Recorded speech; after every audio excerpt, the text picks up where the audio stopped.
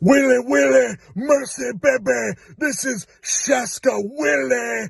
You're listening to Broken Kayfabe with Frankie Seabreeze and Ariel Bologna and Cheese Sandwich. They're like Coca-Cola. They're all over, baby, on whatever network that you find it on, baby. This is Navy SEAL Body Guy, and you are listening to Broken Kayfabe with Frankie Seacrest, Ariel Agbalog, and the Brothership. Now that half-wit, Shaska Willie, better not step on this, or I will step on him, Jack. This is Redneck Steve.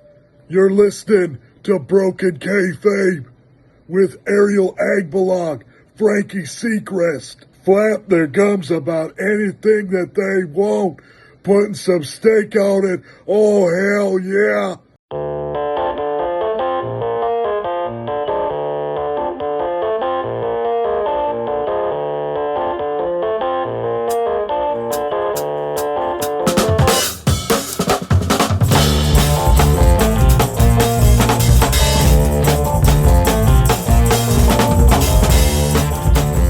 Welcome to Breaking Kayfabe, the unofficial after show of Breaking Kayfabe with Bowdren and Barry. And I want to say hello to my co-host that I haven't spoken with in what feels to be a month. It feels that way also. How are you, Frankie? Good, man. You are getting too big deal here for this podcast. I'm all big deal as in my work is getting busy. Yeah, it is. Seems to be the case right now. We're getting new product in, so they're ramping up work. I'm tired again, so I'm not working overtime, but they're just working us while we're at work. So it's normal, I guess, for this time of year. It's normal. It's a normal day out in the hot California sun where Ariel's just working way too much. It's cold right now. Well, it's California cold, as I like to call it.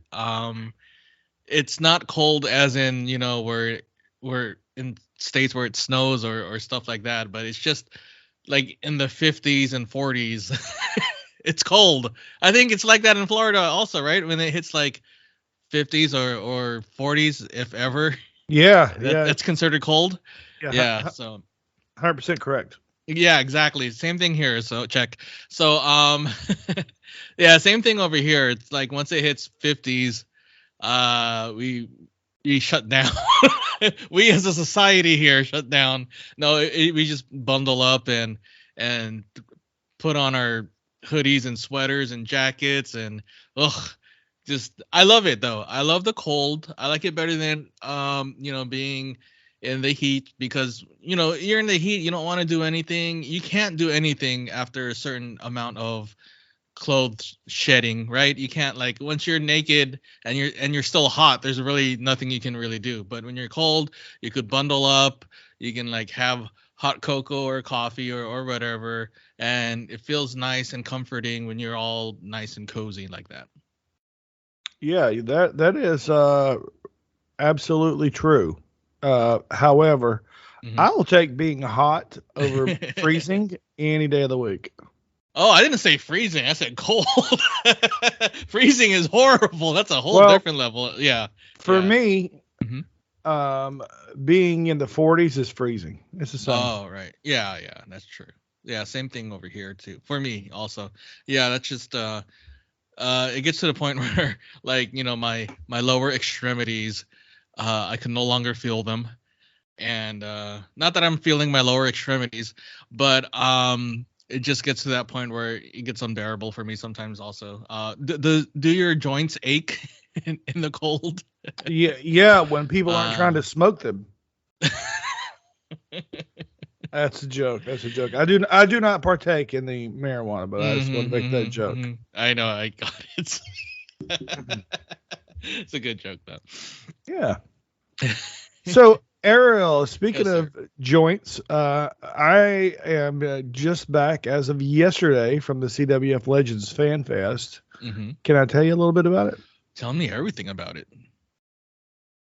All right. So I'm not going to get all the details correct, but I will start with Thursday. So the last Fan Fest I went up on Friday, but my wonderful wife said, "Why don't you go up on Thursday?" And I said, "Great idea."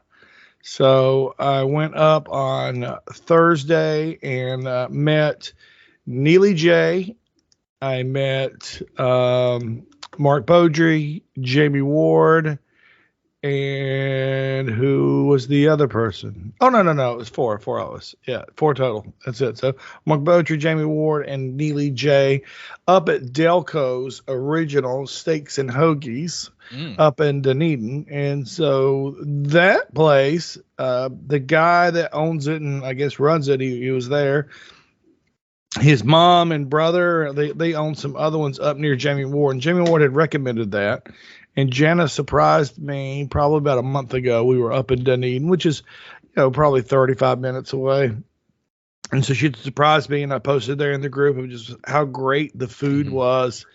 And so anyway, Jamie came down. I met them there at 11 o'clock and had another awesome Philly cheesesteak. And I ate the whole thing. Normally, when I get like a foot long or a big, I eat half, then and then half later. But I completed that mission right away. Oh, was that good? Oh, it was amazing. It was amazing. So I guess that sometimes the Philly cheesesteak places they either chop it fine or they leave it in strips. So this is one of the places that chops it fine. So when you look back into the kitchen, you'll see a mound of steak on the grill chopped up, waiting to go on sandwiches. Oh, nice. Yeah, it was absolutely amazing.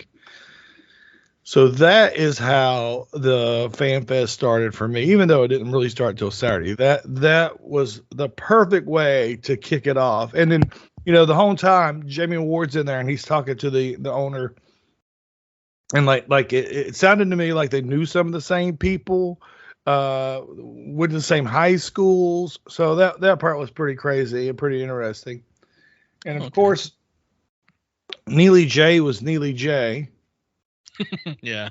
Yeah, and that's entertaining. And Mark Beaudry is just a nice guy who, so oh, excuse me, one second.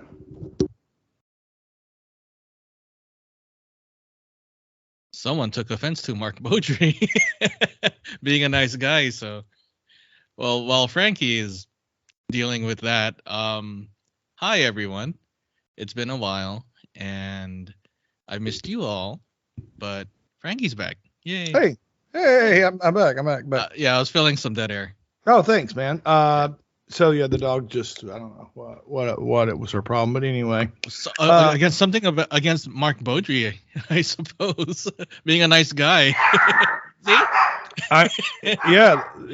She heard him again, and so that's Thursday, and then on we go from there up to the show, which is probably another 45 minute drive, and check into the hotel, and people start to show up, and I wish I had someone else that was there on the line right now to help me recollect all of the events. Randy Rusk was there. Mm-hmm. He was one of the first people to show up. Let's see. That's Magnum TA. So that's on Saturday. I'm looking at my pictures to refresh the old memories of what was going on. This is also why I wanted to record today, because the Fan Fest was still just 2 days ago, yesterday or something like that. Yeah. Man, I slept yesterday from the time we got home, and I woke up a couple times, but I slept like from 3 o'clock all the way to this morning. Wow. Yeah. Having fun like that over the weekend will do that to you. So. Michael Herrick, he came in. I met Fletcher Bailey. Have you ever met that guy? I didn't know we had a Fletcher Bailey in the group. Yeah, I think he's in the BTT too. And he is what we would call a normie. Okay. He's a normal person. Like he isn't, a character, like a Zaha. Mm-hmm. And super nice guy. And he's got like good job. He's a copywriter. I don't know if he wants that out or not. And so we had a good time. Went to a bunch of us went to dinner on Thursday night up at the old Glory Hole, Mm-hmm. and that was amazing. Oh, okay. And I wish I'd taken more pictures. What'd you have over there at the Glory Hole besides the usual? Oh man, the sausage, of course. Of course. I had like boneless wings or something. Mm. Okay, like a child. No, just kidding. I love boneless. You know what? I love boneless wings. There's no mess, and there's more meat. So. Well, I'm a fat mark, but Mhm. I cannot eat like the way all y'all eat. Yeah. I cannot get like a burger with 8 patties on it. Or what's the record? What's the record What record? I don't know. of the number of patties that you've had on one sandwich? 10. There we go. Yeah. You said I don't know. Yeah, you've had. Oh, I thought you meant like the world record. I don't know the world. So I thought when you No, said man. record, it's like okay. I didn't know if it was personal record or world record or state record or something. Personal record 10. Yep. So the next morning, which was Friday, Mhm. and I miss Jana. I wish that she was there with me. And she came up Friday morning and got her some breakfast, got her to work, and so she worked. And then we spent most of Friday, and she worked there in the room. Most of Friday worried about whether Michael Vagari was going to be able to make it or not because his flight was delayed to fog, and he sent me a couple pictures, and yeah, it was really foggy there in LaGuardia. Oh. And it turns out that his flight ended up being canceled. Oh no. Yeah. And so we booked him on another flight, but he had to go from one terminal to another, and he didn't make it. So that's sad. But we're going to bring him on the next go around. Oh, okay. Oh, that sucks. Oh, so he missed the entire thing. Yeah. Oh yeah. He never made it to Florida.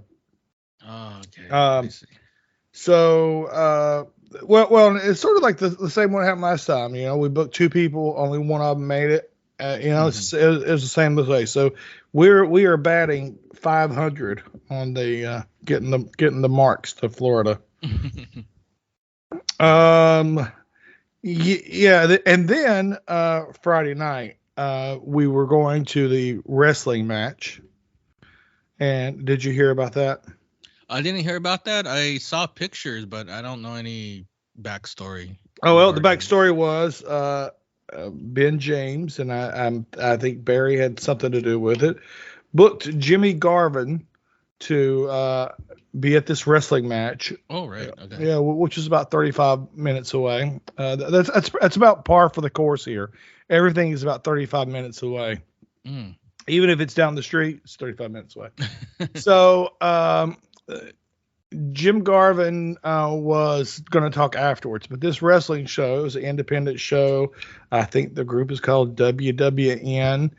And so Jan and I got there late because I had asked Barry if we could grab a ride with him. And he said, sure. And then I texted him and said, hey, what time we leaving? He goes, oh, we're already at the show. Oh my goodness. I said, well, you asshole. And so Jan and I took an Uber and got up there. And then thankfully, Adam Domo and Eric Cheminsky gave us a ride to the back to the hotel. So let's get back to the wrestling show. These guys were very entertaining. They were very talented in terms of workers, and whoever booked that shit booked it right because the matches were short and sweet, and they got the heat. They had the fun.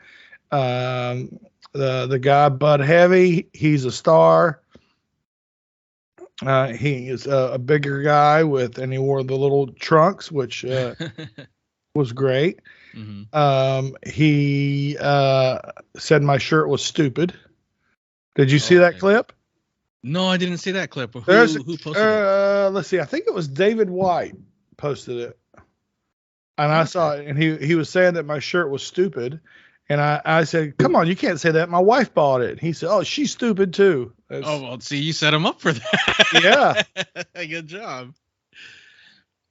Yeah. Wow. So we had a good time there. And then Jimmy Garvin talked and was very entertaining, very nice guy. And then we go back to the hotel. I don't know whose idea this was, but it was open bar. Oh, yeah. And boy, did we bust that bar wide open. Of course. Yeah, it was pretty freaking amazing. Yeah. I did some damage. I told a story I've never told to Brother Shipper before. It is known as the penis story. Oh, wow. Okay. So Dr. Phil Kahn and somebody else who I don't remember was there with us. But Dr. Kahn was there, and we were talking about people that we know back in the same area of Wilmington and Brunswick County, North Carolina, that area. And so that was a lot of fun. The next day, and Jen had went to bed. She knew what was up. And the next day, I was telling Jeff Bowdren and Kim about the penis story, and no one was like, well, let's hear it. I mean, no one wants to hear the story, the penis story, right? That's a story I only tell either in private or behind a paywall. I won't tell it private unless you get me to a place that's like an open bar, and then it's on. Right. And but it's called the penis story for a reason. Of course. I mean, the reason why I got on this podcast was of a penis story as well. Well, that's a whole different story. Exactly. So I'm with you on that one. I'm on the same boat. Not really, but yeah. No, we're not on the same penis. We're not. No, exactly. Mine was a whole different species, so that's something else. And I guess Frankie left the podcast. So no, there you are. All right, so let's get to the coup de grace. Yeah. The fan fest was amazing. I hear Jody Malenko was amazing with his stories, and he was someone described him as being all over the place, but he talked about a bunch of different stuff. I actually fell asleep during that. Oh, come on. I got up and eat breakfast, and listen, I don't eat a lot of carbs. Right. And when I do, it puts me to sleep. Right. Yeah. And it may have also had something to do with the festivities from the evening before. I don't know. So I fell asleep, but we went to the fan fest. It was a great time. Have not unpacked, but every legend that was there was amazing and fun and nice and interactive. And, I bought some of the books that were there. John Crowther always brings this huge selection, which I have almost all of what he has sold. So I didn't buy any from him. But he is a super nice guy too. And he lives here in Florida. Ian Douglas had copies of his book. Bill Apter had copies of the book. Oh, Dory Funk had a book. So I brought back a library with me because I'm happy to support people in their endeavors, Yeah, of course. Yeah, you're always like that. Yeah, Magnum TA, super nice. He had his young son with him who stayed over in the shadows and helped his old man out. Let's see who else. Robert Fuller and his wife were there, and we talked to them a little bit because he used to live in Seminole, Florida, which is just right up the road. It's 10 minutes away. And now he lives in Largo, which is also 10 minutes away. And then I told him the story of I met Ron Fuller, and he asked me to help him sell his house. And I said, sure. And he said that he had already had a buyer for it. And I said, well, you don't need to pay me to help you do it. So I said, let's get you an attorney to draw up the contract, and that'll be good enough. And that would save him, 4 or 5% of the sales price, right? Mm-hmm. Depending on how good of a deal I gave him. And I mean, so we're talking $10, $20, $30,000 probably, right? That it saved him. Mm-hmm. And so I looked up his old. He wanted to use the one that he had used when he bought the house. So I looked the guy up off of his the tax records, found the attorney, gave the number to Ron, and said, "Hey, if you have questions or you need anything, let me know." And he said, "All right." And then he sold the house and didn't have to pay a realtor's fee. So good on him, huh? Nice. Wow. What a nice guy I am. Yeah, Most people would say, "Yeah, I'll do that for you," and charge you, anywhere from, 4 to 6%. Exactly. Yeah, but not me. I'm a nice guy. You are, and like, you used to be in the carny business. I mean, wrestling business. You're not carnying anymore. No. So, wow. No, well, I only carny to get people to buy my pictures and T-shirts and stuff. I didn't carny them to like Magnum told the story of Buzz Sawyer charging him $10,000 to get into the wrestling business, and then bailed on him. And right. And Magnum went all the way across the country to find this guy. Oh, really? I didn't know that story. Wow. Yeah, that's how he got in, and he got in up in the Pacific Northwest. Wow, crazy. Right? Carney's gonna carny though, but Carney's gonna carny. Yeah. So what else went down? So the dinner of Magnum TA was amazing. Jeff Bowdren did a great job of asking the questions, keeping that thing going. Bill Apter, one-man show. If you ever have a chance to see it, you got to see it. He is amazing and hilarious and entertaining. And, I heard Jana say just a minute ago, she said that when she met him earlier, he said, "Hey, are you a fan of wrestling?" And she said, "No." And he said, "Well, come to my show tonight. You'll love it anyway." And then after the show, he was running around, Bill Apter, running around, talking to people. And he went up to Jana and said, "Hey, did you like my show?" And she said, "Yeah, I loved it. I thought it was awesome." I mean, so that's really cool, right? That he actually cared. Yeah. Wow.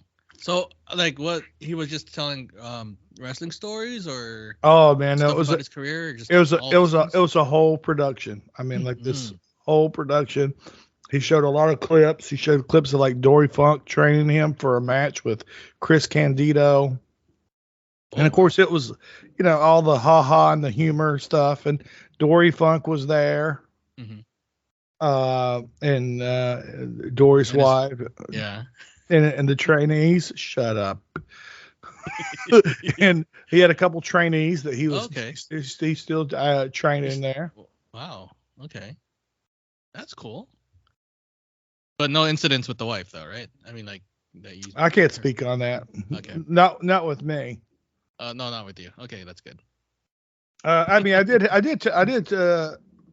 don't remember this guy's name, but he had a book in front of us, and he was trying to get him to sign something, and she said, "No, Dory will not be signing that." And they went back and forth. I don't know what it was, but I mean, it was a picture book, and she was not letting him sign it.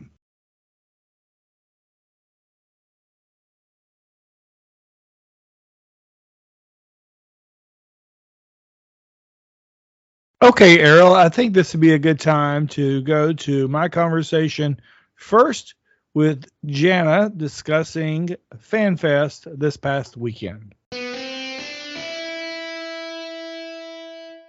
Hey, everyone, it is Frankie, and I have my lovely, beautiful, considerate, charitable wife here, and her name is Jenna. And you have seen her in the group. You've heard her on the podcast. You've heard her on Breaking Kayfabe. So I wanted to ask Jana her thoughts of this past FanFest that just happened a week ago. Okay, so hi everyone. I think I would like to give you my thoughts by day. Okay. If that's all right. That is a great idea. I should have said, why don't you recount FanFest for us? Okay, let me do that. So you got up there on Thursday. I stayed here to work. And Yes. then Friday, I drove up in the morning, primarily so that I could have sushi for lunch with you. But I worked from the hotel. And then it was really great. When I got there, everybody was so welcoming there in the lobby. And I was sort of running through to get up to the room to get logged on to do some work. But then Friday night, we went to that show. So we had the sushi. Oh, yeah, we go back for sushi. I love sushi. We had the sushi there, which is in the plaza. Yes. We eat all of our meals in the plaza. Yes. Is that right? Yes, we do. So if you come to the Fan Fest and you don't have a car, don't worry. There's plenty to do right there. There's live bands at some of the places if you want to get away from the wrestling crowd. And if you don't like sushi, which I learned some of our friends there do not like sushi, there's a really great pizza place that has sandwiches and pizza. There's Glory Days, of course, where the group goes. A Mexican restaurant. Carrabba's. International Beer Garden, which we've not been to, but Right. is there. So lots of places, yeah. So we work, we have sushi, we go back to work. Yes, I did. And by we, I mean you. And by we, you mean me. I did, yes. Yeah. And then Lord Barrett was supposed to give us a ride. However, he left us. I don't know if that's on purpose or not. It was not on purpose. He would never do that. Wow. Okay. Stick up for the lordship. He and Linda were supposed to give me and Jan a ride, but guess who they took? Jaff and Kim Bowdren. So they left us to give them a ride. They didn't leave us. We just were not down in the lobby because we did not understand the instructions. And by we, I mean you, because I wasn't on the text. Well, there were no instructions. I was just waiting. I thought, hey, we're going to go. Okay, let me go from the penthouse down to the main level and we'll go. But it didn't happen. So anyway, I digress. We Ubered out. Yes, and so we went to the show. You'll have to say the kind of show because I don't know the name of it. It was a wrestling show. There was a name, wasn't there? Oh, well, it was the WWN Proving Grounds. Okay, thank you. That's what I meant. I knew it was a wrestling show. So we got to the wrestling show, and we were a little bit late because we had to take the Uber. No big deal. And when we got there, it was really crowded, which was Can I stop awesome. you? Yeah. How about that Uber conversation? Oh, Lord. Okay, so every time we're in an Uber, every single time, Frankie has to ask the Uber driver like 5,000 questions, and he's genuinely interested in their answers. And half the time, the Uber drivers don't even know he's talking to them, so I have to say, he's talking to you, not me. And so he had a very lengthy conversation with our Uber driver, who was a very nice man. And then we ended the Uber drive by telling the man where he could buy cheap glasses. That is true. Yeah, and he's like, I paid $300 for these. And I was like, heck no, we did not pay $300 for glasses, No. let me tell you. So we gave him the website for any of you who are interested. It's called Zenni, ZENNI.com. We get all our glasses there. It's very cheap. And if you have, so he was telling us that he breaks his glasses. I'm going off topic. If he breaks his glasses, it's very expensive. And so we were sharing with him that you can get glasses for like $15, $30. So if you break them, you don't care so much. You just get another pair, or you buy two to start. Yes, that is correct. Okay, so that was supposed to be about your Uber conversation. It was the whole entire ride, about 40 minutes or so. Yes. You were asking him about where he was from and what his parents did for a living. And you talked about some person that I didn't know about from, where was he from? Colombia? Oh, it's from, yeah, the kayfabe. Don't talk about that. Okay, well, okay. So anyway, we get to the show, and we get in there, and it's really crowded, which I thought was cool. And it was already happening. There was wrestlers in the ring, and Barry motions for us. They had saved us 2 seats in the front row. See, They didn't do it on purpose. They saved us seats. So 2 seats in the front row, which I was like, oh, this is cool. Well, I'd never been to a wrestling show like that before, and I didn't know that the wrestlers would later be on my lap. So you have been to a wrestling show? Yes, then. but not like I went to an NXT show, and was a couple. Yeah, I loved them. It was awesome. I didn't know though, like at NXT, the ring was big, the room was big. We were in this first or second row, but there was like the gate between us and the ring. This was like, Frankie could probably describe it a little better, but the ring was up against the wall on 3 sides. And so the only side that was open was where the people were sitting. And so it was a really small room. Therefore, I'm in the front row and didn't realize that in like 6.5 minutes, there would be people coming out of the ring almost in my lap a couple of times. So let's back up. I got a bruise. Go ahead. So did I. I know. So let's go back. Why is it when we went to the NXT show were we in the first or second row? Why is that? Because you don't sit anywhere but the first or second row anywhere we go. You're a diva. I'm a bit of a snob. Well, I'm a bit of a snob when it comes to like seats and places. Yes. Okay. Correct. Yeah, I just thought some people might get a chuckle out of that. I don't even book it if it's not the first or second row. We just don't go. Usually. That's Unless true. it's something I really want to see, and then we do it. Well, yeah. I mean, we could do like a first row of a balcony. Yeah.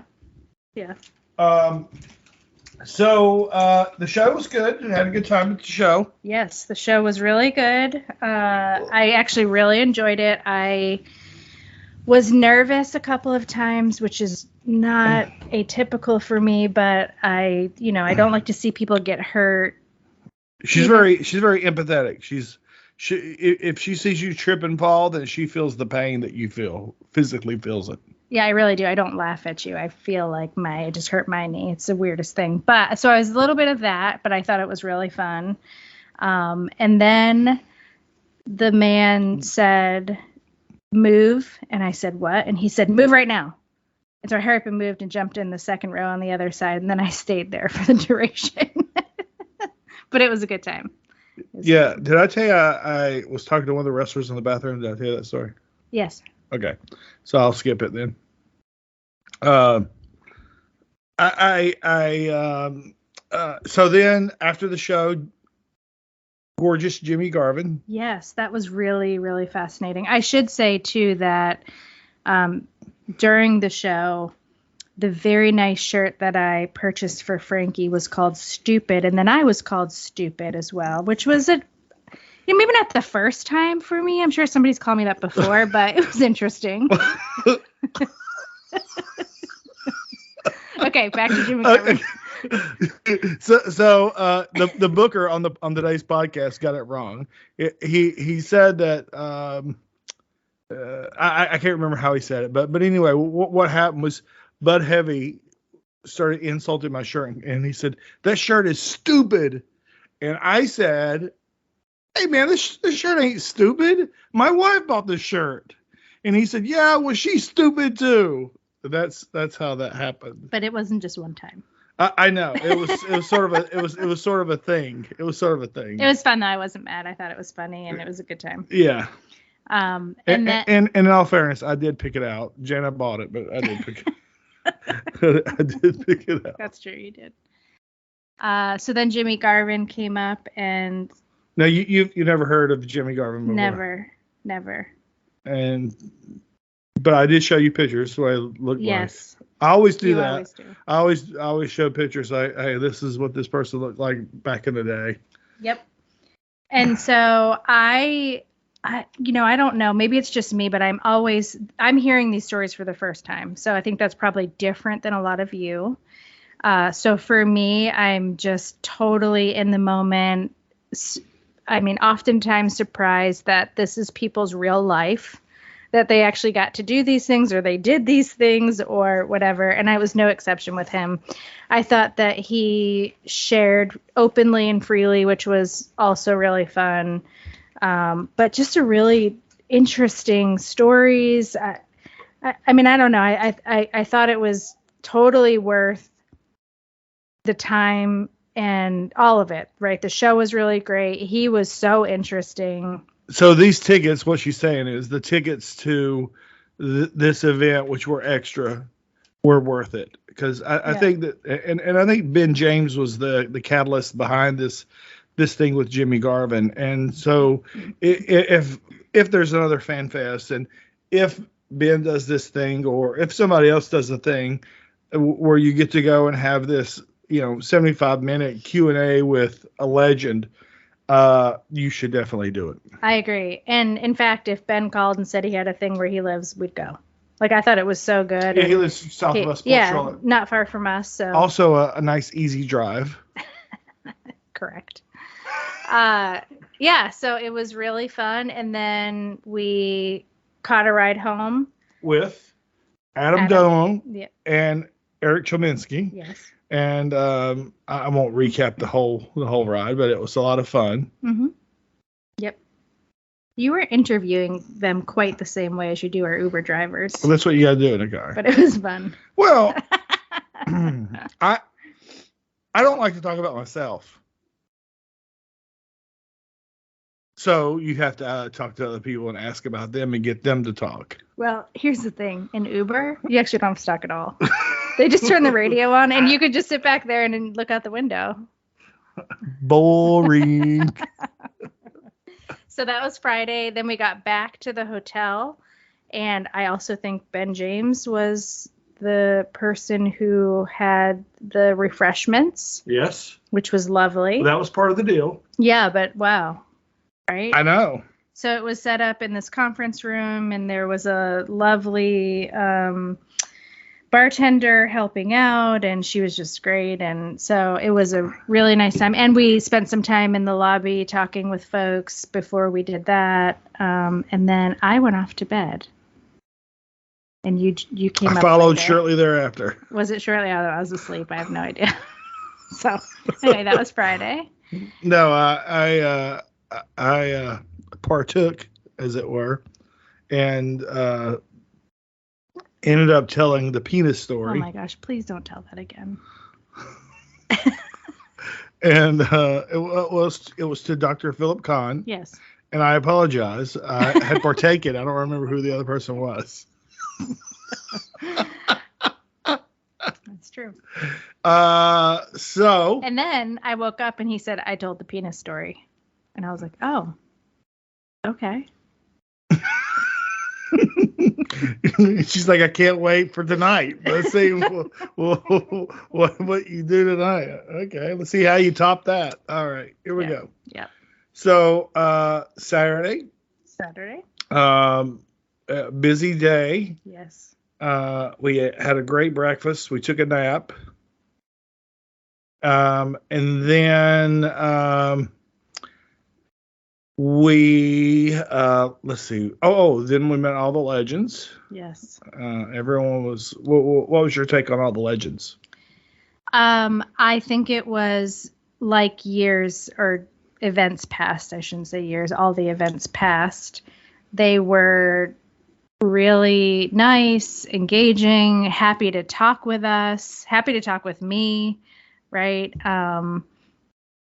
Yeah, I mean, I think it was really good. You know what I also like a lot about that is the lines are not long.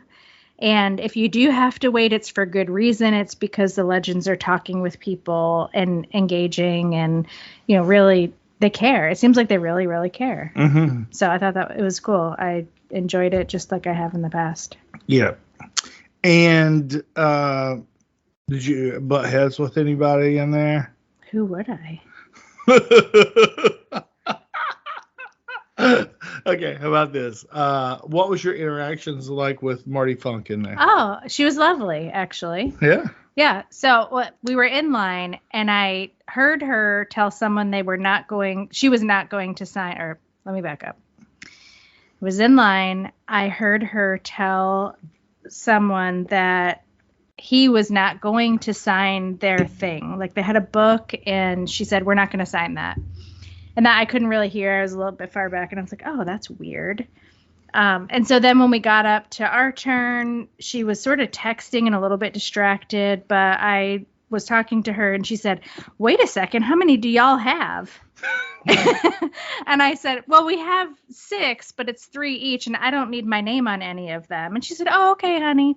And then she said, "Oh my gosh, your engagement ring is beautiful." So we talked a little bit about that and how sweet you are and how you chose the 2 sapphires on my engagement ring for our kids who were born in September. And she said, "Oh my gosh, that is lovely. It's beautiful." And that was it. She was very nice, and we had a good conversation. And I don't tell the story, but I sort of got over a little bit. Yeah. Yeah. Oh yeah. And the reason that the we found out later that they wouldn't sign the document, the book, was because they had not been paid to be in that book, so therefore they would not sign it. That's what I heard. Yes. Yeah. So anyway, all right, moving on. So, anybody else you remember meeting that was really nice? Bill Apter. Oh yeah. So when we went up and talked with him, he asked me if I was a wrestling fan, and I said no, which could go over not so well. I don't know, right, but I'm just being honest. So I said no, but that you were, and I was supportive, but I loved coming to the event and loved seeing all of them. And he said, "Are you going to be at my show later?" And I said, "Yeah, of course." And he said, "You're going to love it. Even if you're not a wrestling fan, you're going to love it. I hope you come. You're going to love it."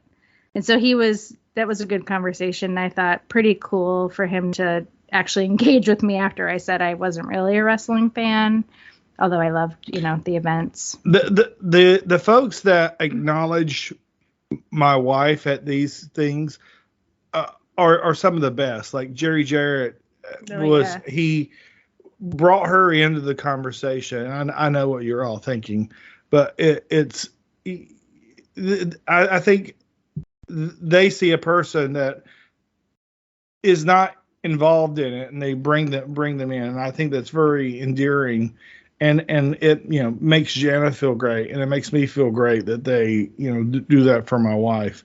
So Bill Apter was one of those people who's like, "Oh, I see you standing back in the shadow. Who are you?" If I don't have, sometimes I say, "Hey, and this is my wife Jana." Mm-hmm. But if I don't get there yet, then sometimes they go, "Oh, and who are you?" And Robert Fuller did it this time too. Yeah. So he brought me in and made sure I was in the picture, which I, was like, "No, it's okay. It's more important for me that you get the picture." But he was, sure to do that. And I spoke with his wife a little bit too. They were very, very nice. So they live local. Yep. And I quickly and briefly told him the story of how I helped his brother Ron out and saved him bunch of money. Yeah, 10, 15,000. I don't know. Yeah. Because I'm a nice guy and I could have taken the real estate deal, but I said, "Hey, we can do it this way instead, and it'll benefit you, and I won't make any money, but I don't care as long as you make the most money." So, anybody else that stands out?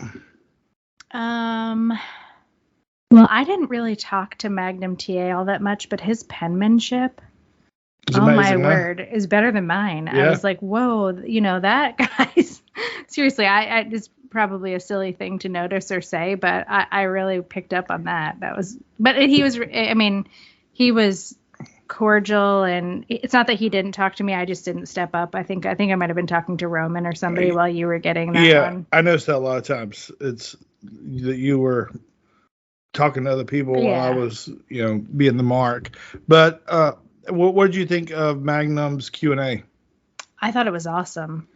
Again, the stories are new to me and really interesting. And I thought that, there were some really vulnerable moments that he shared that I thought, gosh, a room of people, that would have been kind of maybe tough to talk about, but he did. And he obviously cares about his family so much. And of course, that's important to me too. So I don't know. I thought the stories were really compelling and engaging. And how about the story that Jeff Bowdren brought up that involved your husband? Could you? They didn't talk about that on the podcast. Could you? I can. Yes. So earlier in the day, I think, or it could have been the night before, Frankie shared a secret conversation with Jaff, and he said he would keep it a secret. I'm not sure why I believed that after Jaff had booed me. Or maybe he hadn't booed me yet, but there was some booing happening. Anyway, I digress. So Frankie had shared with him that when he was 10 years old, he had a poster on his wall, and it was the centerfold of a magazine. Yeah, probably one of the Bill Apter mags. Yep.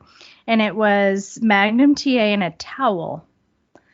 That was the first time I heard that, by the way. Mm-hmm. Fine. Okay, good. You're a fan. And Jaff says, "Oh, wow. Yeah, don't worry. That's between us." Fast forward a couple of hours, Jaff is moderating this conversation. He said, "Oh, I think our friend Frankie wants to share something."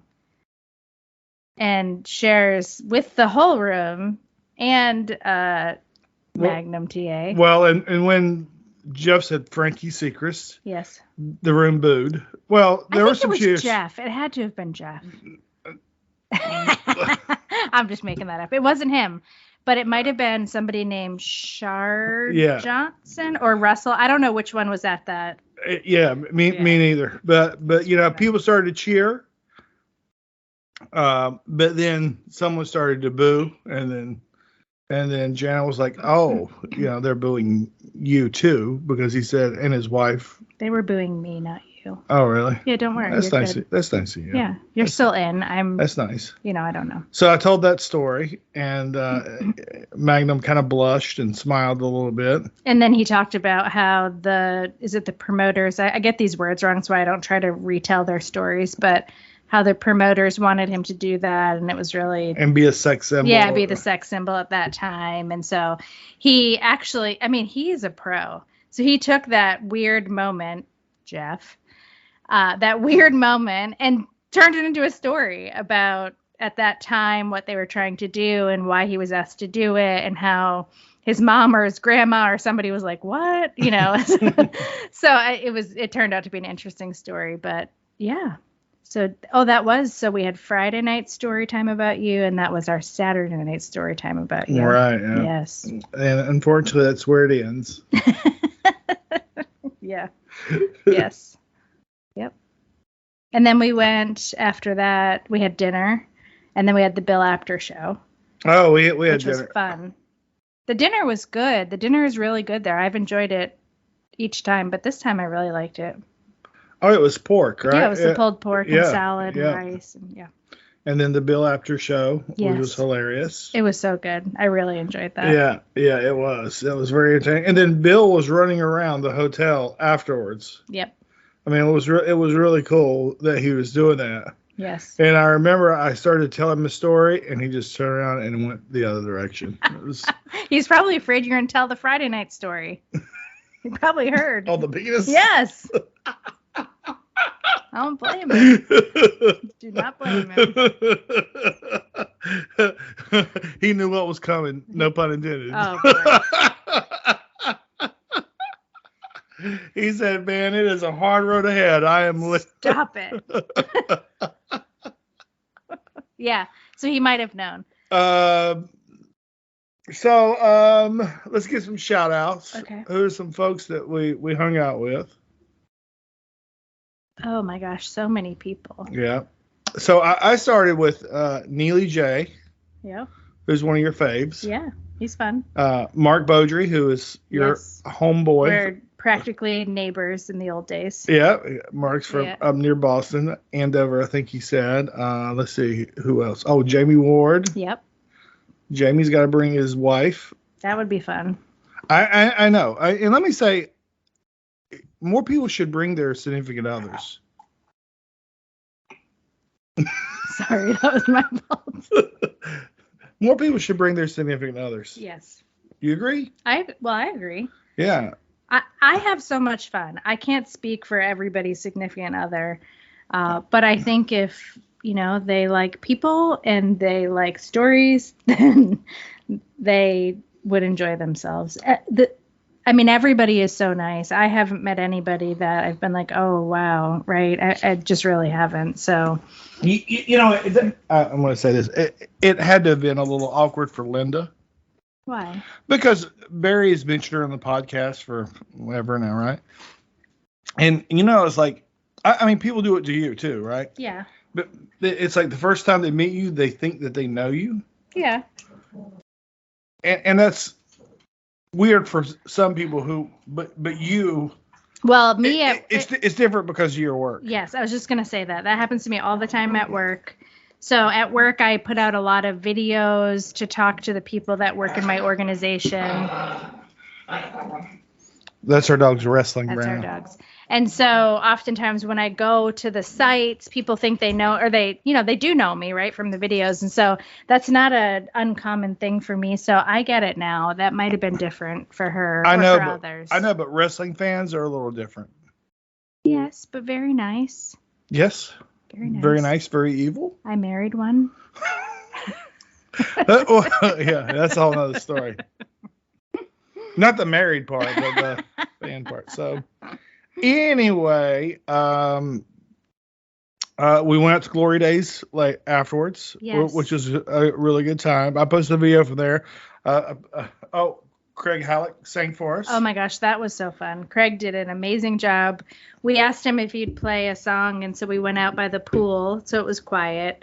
And he played several, which I was so thankful and grateful for. He's really great and was really fun to hang out with. Yeah. Yep. And you might not know this. I'm going to tell you something that you might not know. I am Bill Merriweather's bodyguard. It happened at Glory Days. He needed some backup and support, and so what happened? Well, the waitress just wasn't really maybe paying attention to him, and so I crushed my water bottle to show her that I had his back. Wow. And that was it. And so I told him if he needed anything, I had his back. Wow, that's good. Yeah. That's good. Yeah. Yeah. So that happened. Wow. And so we had the dinner, hung out there. Mm-hmm. I don't remember going to bed. Can you tell us how that happened? Sure. So after Glory Days. After Glory Days, I don't know if I can tell you because I think I went to bed again. You did. And you did not. I know. So I don't know what you did. But we went back to the hotel, and I was pretty tired from the day and all of that. And life. So, life in general. Being married to me is pretty tiresome, right? Sometimes. So we went back. I think folks were hanging out in the lobby again, which is pretty normal.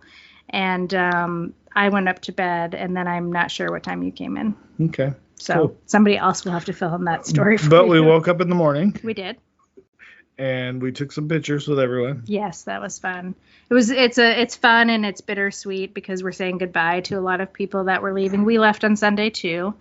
But just to go, every time I feel like I didn't get to talk to enough people or spend enough time with certain people, right? And so that happened again where I'm like, oh gosh, I only saw you for 2 minutes, or we didn't get to talk a lot. Mm-hmm. So we did a little bit of catch up there and took some pictures with everybody, took the big group photo. And then we had taken 2 cars because I had to come up from work. So I left, and then you brought Dave back to the airport. Yep. And then that was it. We came home. Yeah. Yep. So I want to say a big thank you to everyone who chipped in to the FanFest Fund. You helped bring Dave Jordan there. We had paid for Michael Vogari, and a lot of people don't know this story, so we could tell it quick. So while Jana was working Friday, Michael was coming from New York, LaGuardia, and there was fog that was delaying it, and it was delayed. And then it looked like things were back in motion. The fog had cleared, and then all at once, it said, he texted me and says, they said the flight's canceled, and there's no other flights going out today. And we were just devastated. Jana was on a work call, and obviously she's working. And so I start looking at other flights, and I found some options. And when she got off the work call, we booked another flight for him, but he didn't make it to the other terminal. I guess LaGuardia, the terminals are spread out, and he had to take a bus, so he didn't get to the other terminal in time. And by that point, he was just beat. He'd been there since like 4 or 5 o'clock. He must have been there for 8 or 9 hours by that time. Yeah, and first time flying. Yep. So anyway, he wasn't able to make it, but I'm so thankful for my wife of being flexible and being charitable to just book another flight on the fly to get him there. And then when we realized that he wasn't coming, it was heartbreaking. Yep. Because we had put all this effort into getting him and got him gifts and all this stuff. Well, and he was so looking forward to it. For me, that was the part of like. Well, and other people were also looking forward to seeing him. Yeah. And so afterwards, we had to cancel the room to try and recoup that. And the hotel said they'd make an exception. Yeah, they were so accommodating, very nice. And I said to them, hey, I understand if you can't. I mean, it was that day, and it was already probably, it must have been 2 or 3 o'clock by then. So it was very nice. They do a good job, I should say, right? I mean, I don't know the details that Barry works with them on, but from a guest perspective, they're super accommodating. We're all out in the lobby having a good time. They are supportive of that. The food is always great. The rooms are clean. They're suites. You have a living room. I had a desk to work at, plus your bedroom, a refrigerator. Like, it's really nice there. Some people have 2 rooms. Yeah, I heard that. Yeah. Yep. So anyway, they made the exception, and I had chatted with Michael on Facebook a little bit. Frankie was texting and talked to him on the phone, and we will plan to bring him out next time. So I'm really, really hopeful that it works out with his schedule and he can make it, because we would love to meet him in person and get him out for one of these. Cool. All right. Well, let's wrap this up. Thank you, Jana, my beautiful, loving wife, for coming on and talking to everyone about the CWF Legends Fanfest and why they should attend the next one, should there be one. I hope there is. There better be. If there isn't, we just have to have like a fan reunion. Oh, wow. That's good. It's better with the Legends because you get that. I mean, that's pretty awesome. Right, yeah. Right. But I also want to see all the people. Really, really, I love seeing all the people. These are my friends, so I love seeing them. I do want to say another thing. So, I always feel like I want people to. I know that this trip is sometimes a long trip for people, and it's not easy to get here, and so I always want people to be able to go home with stuff, and so the people that we bring here. I want to be able to give them something. And so Ben James and I worked out a little something. And Ben James was very charitable and giving to Dave Jordan. And he would have been as equal to Michael had he shown up. And let him pick out some things. And Dave Jordan picked out some dual sets, WCW original sets back in the day. And then he actually picked out a set for Bill Merriweather and gave it to him. And I thought that was really nice. Really nice. Yeah. So thank you to Ben, James, Kelly Miller for your generosity and helping our folks out to take some things home. And the dogs are wrestling. Sorry, I got them. Yet again. Yes. So I think that wraps this up. Unless you got something else you want to add. I don't think so. Well, thank you for joining You're us welcome. here on Broken Kayfabe, not found on NPR like I am talking. I was wondering why you were talking like that. That's my NPR voice. Oh, it's very good. You like that? It. You should use it more often. Okay, so long. Bye. From the Sunshine State.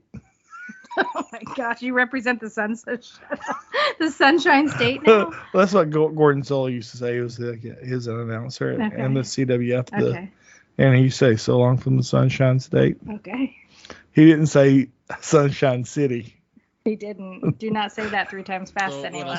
how was the dinner with the food All right. and everything? Good night. Bye. So I was not very hungry. However, it was barbecue pork and rice and salad. I did have the pork because, even though I'm not hungry, I'm still going to eat because I'm a fat mark. Mm-hmm. And the pork was delicious. I enjoyed it. And no complaints here. They also provided water and a juice, or they had like 3 canisters of drinks. However, the brother shippers always deliver, and there were 3 coolers in the back, and you could get whatever that you wanted. And Terry Frederick's very nice guy. He provided some beer. Neely J contributed some beer, and there was some stuff there for everybody. So there was plenty to be had. That's good. That's good to know. And then we all went to dinner, and then we all, which Glory Days could do a little bit better job, and by a little bit I mean a lot of getting enough servers on the on these big parties that come in, right? Mm-hmm. Like if I were a manager at Glory Days, I would know what was happening over at the hotels, right? Because you know that you don't have those people. And this fan fest has happened so many times. And every time I've been, they have always had one server on 20, 25, 30 people. And it's just bad. So we were sort of late to the party, Jen and I, and Roman Gomez was there. Craig Halleck was with us. And so we were a little late to the party, and some of the people had already ordered, some had not. And then we immediately sat down and ordered and got service while we were at the same table. But there's people who'd been waiting 20, 30 minutes ahead of us who hadn't been served yet. We didn't know until they're like, wait a minute, you guys got your food already? We haven't even ordered. Oh my God. Yeah. That's horrible. Yeah. Wasn't that the problem last Fan Fest? Service wasn't. Yeah. Crazy. Yeah, it sucks. And how far is Glory Hole from Glory? Just a walk, just a short walk. You got me saying it now. Glory. Okay, so it's a short walk. Yeah, they should have known. I mean, yeah, the Fan Fest has been going on for years. They should have known. Yeah. That sucks.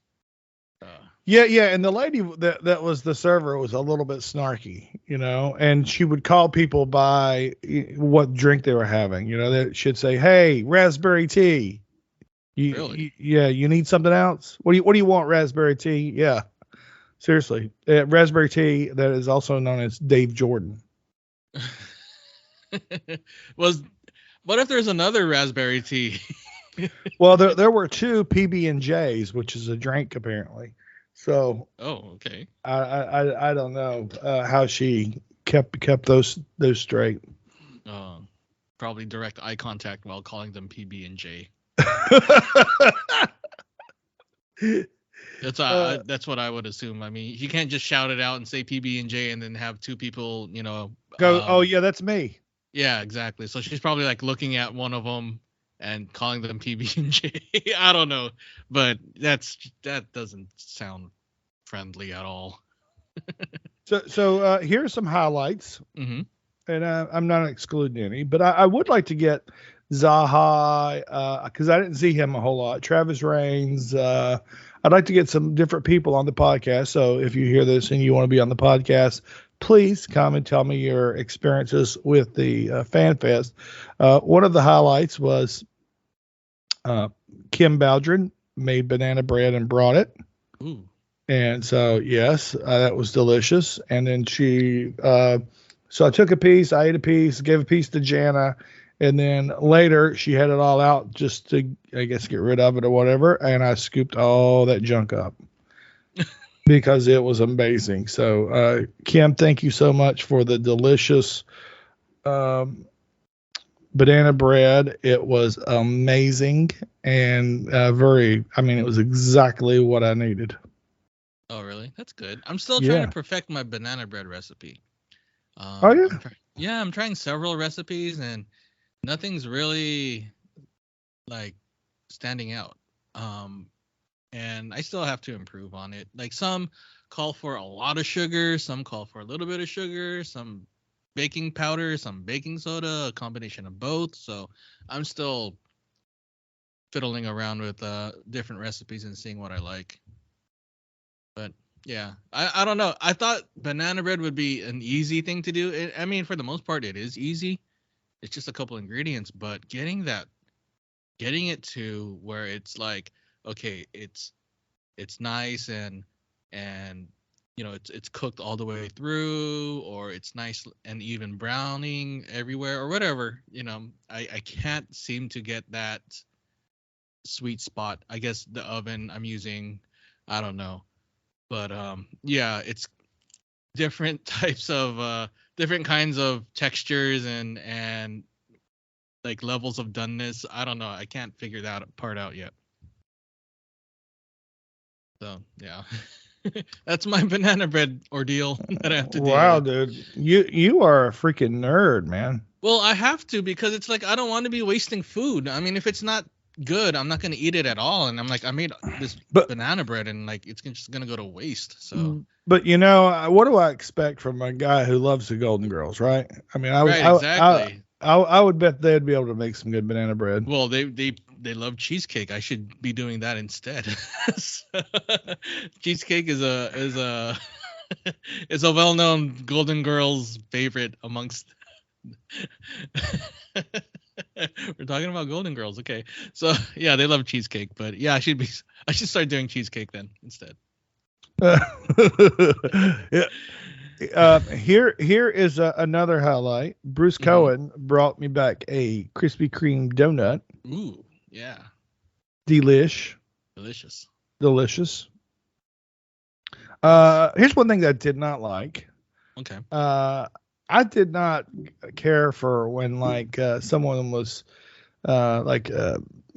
someone, I'm not going to mention names here, but like he was a friend of the talent, was like, yeah, here, let's get a good picture like this so that when you sell on eBay, they'll know that they'll see this authentic, right? And I was like, so I said to the guy, dude, I'm not selling this stuff. I'm leaving it, and maybe my kids will once I'm dead, but I'm not selling this stuff on the eBay. I mean, so people that are talent or friends of talent should not assume that everybody is looking to get an autograph to sell it on eBay. Right. What the hell? Well, that's the thought. I mean, the talent can't care because they're getting paid, right? All those folks got paid for all that. Yeah. But it's like, well, I'm not selling it on eBay. I'm not selling. I mean, what a stupid business plan, right? Right. Exactly. Stupid business plan. Yeah, I'm gonna go spend all of this money, that whole weekend. I mean, and some people spend a lot of money going to these things, and yeah, just so I could get $50 for this picture of, some '80s guy. Right. Exactly. If you get $50 for it, Right. So yeah, that's stupid. That's such a dumb comment that person made. It's unfortunate. It's unfortunate they think that way too. Like everyone's out there to sell their pictures and stuff like that. It's dumb. Ugh. So go ahead, please. I celebrated my 42nd birthday recently, and I saw that, and actually, I'm not lying. I'm not lying. I am actually holding a present for you right here. You hear that? Oh, yeah, I hear that. Let's do a little ASMR. Oh, you hear that? That is your birthday present in my hands. Making the noise. That sounds disturbingly kinky. And then Okay, you know what? Edit that one. You know what? Leave it in there. Forget it. Don't edit that one. That's gold. When I first got the TikTok, I would get a lot of. Oh gosh, my back. I would get a lot of ASMR like live streams, and it used to really crack me up. And I don't get any of those anymore. I never understood them in the first place. Well, I kind of do, but yeah, those are kind of weird. I don't know. That's not for me. But yeah, I did celebrate my 42nd birthday on Halloween. Please tell me how you celebrated. Actually, okay, so the day before Sunday, I went to go visit a friend of mine in Stockton, which is about an hour and a half away from here, and an old friend from high school, and she treated me to like lunch and dinner over there, and we went to this place that we've been wanting to go to called Big Worms donut, a deli, bakery and deli, or something like that. So I don't know if you saw the pictures of like that donut burger I had and those French fries and all that stuff. So that's where that place was at. We got a donut cheeseburger, which I mean, you know what is really delicious? It hit everything. It had like savory, salty, sweet, all that stuff. And you would think that it would be too much on a burger or as a burger, and it is, but it was really good. It's like it all went well together, and I'm never gonna have that again because it's just gonna shorten my lifespan. But we also had some hey fries, which is named after the stupid chicken from Moana, the Disney movie. And it was French fries covered with cheese, grilled chicken, jalapenos, grilled onions, and their special secret hot sauce, which when I tasted it, I'm like, oh, I have this in my refrigerator. So it's not so secret. I mean, to me, it's not because I have the freaking sauce in my refrigerator. But I was like, oh, this is really good. I can make this at home. I don't have to spend $15 on this. And then we also had the Usorito. They have this thing called the Uso fries, and it's French fries covered with cheese, seasoned ground beef, and some other fixins, and they just wrap that all in a burrito in a tortilla. And that was really good too. They have like they serve it with like their 1,000 island dressing on the side, and then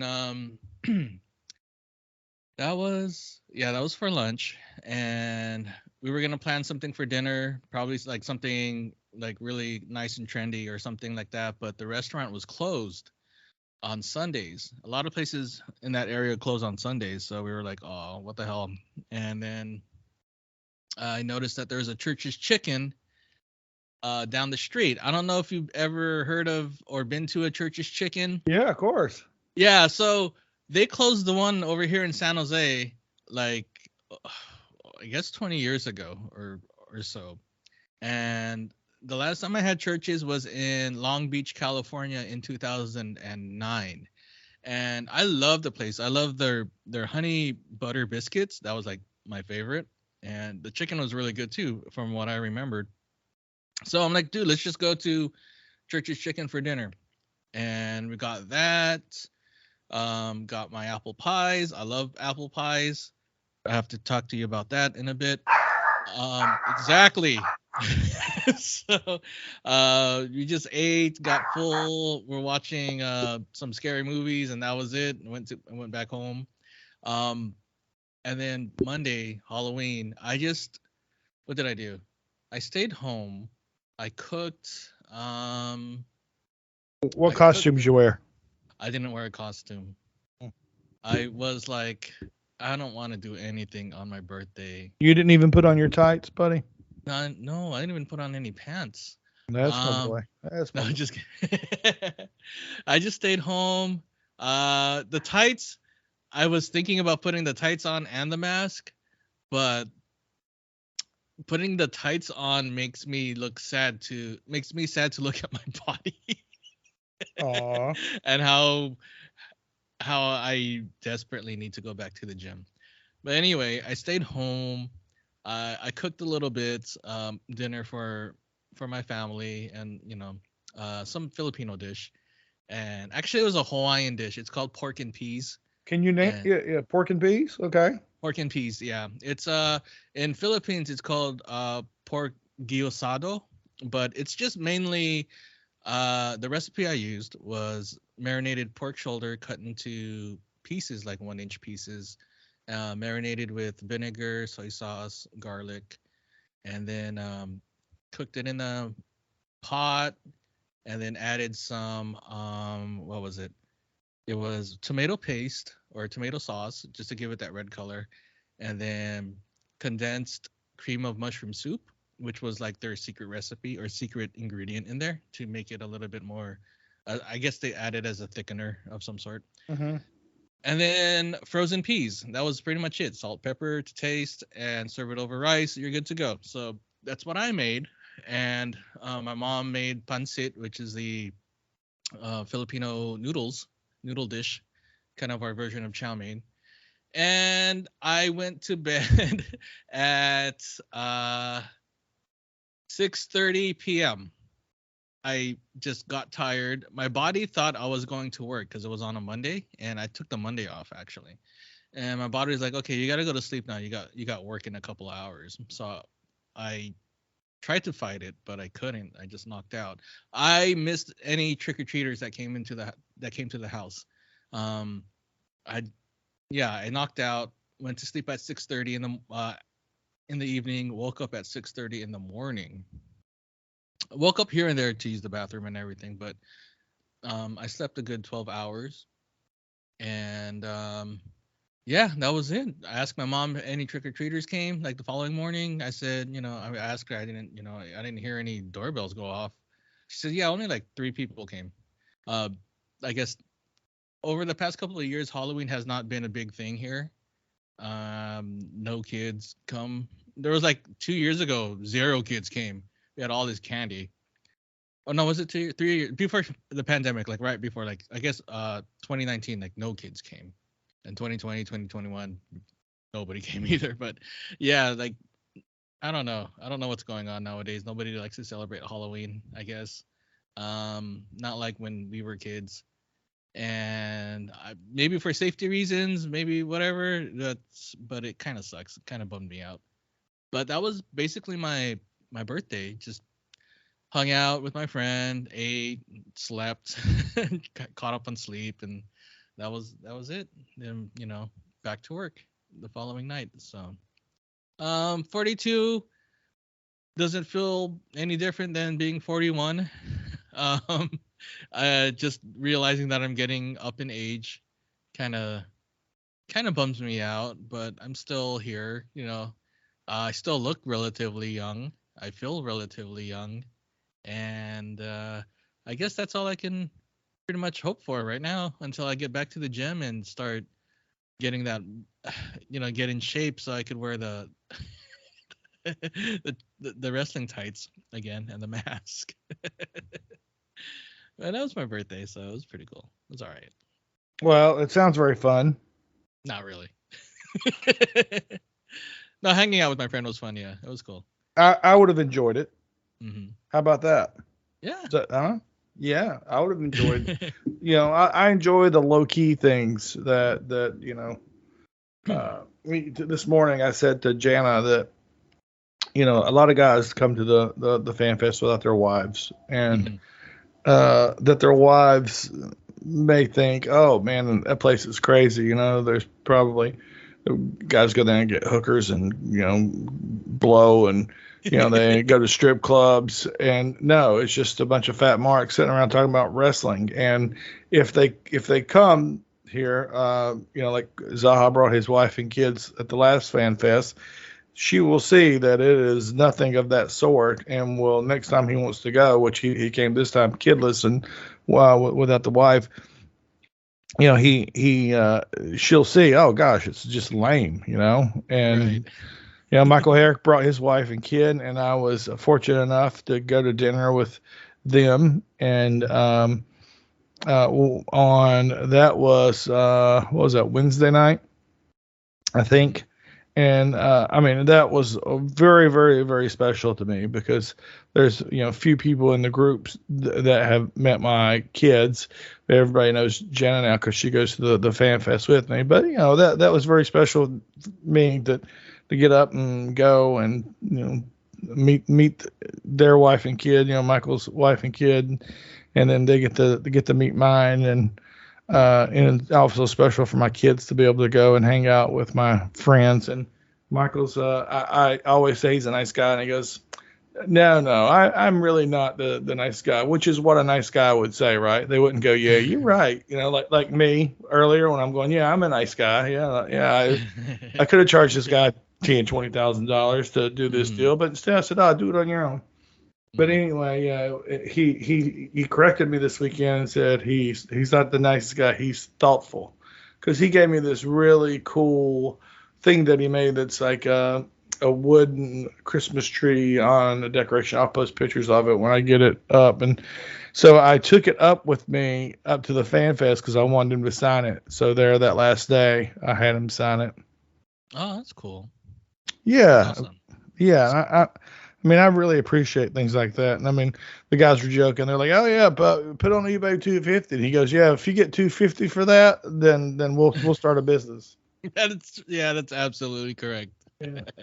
Speaking of gifts, I forgot to mention that I received your gift in the mail. Thank you. The assigned cards, wrestling cards, and thank you very much for that. I wasn't expecting autographed cards. I was like, oh, this is from like unexpected wrestlers too.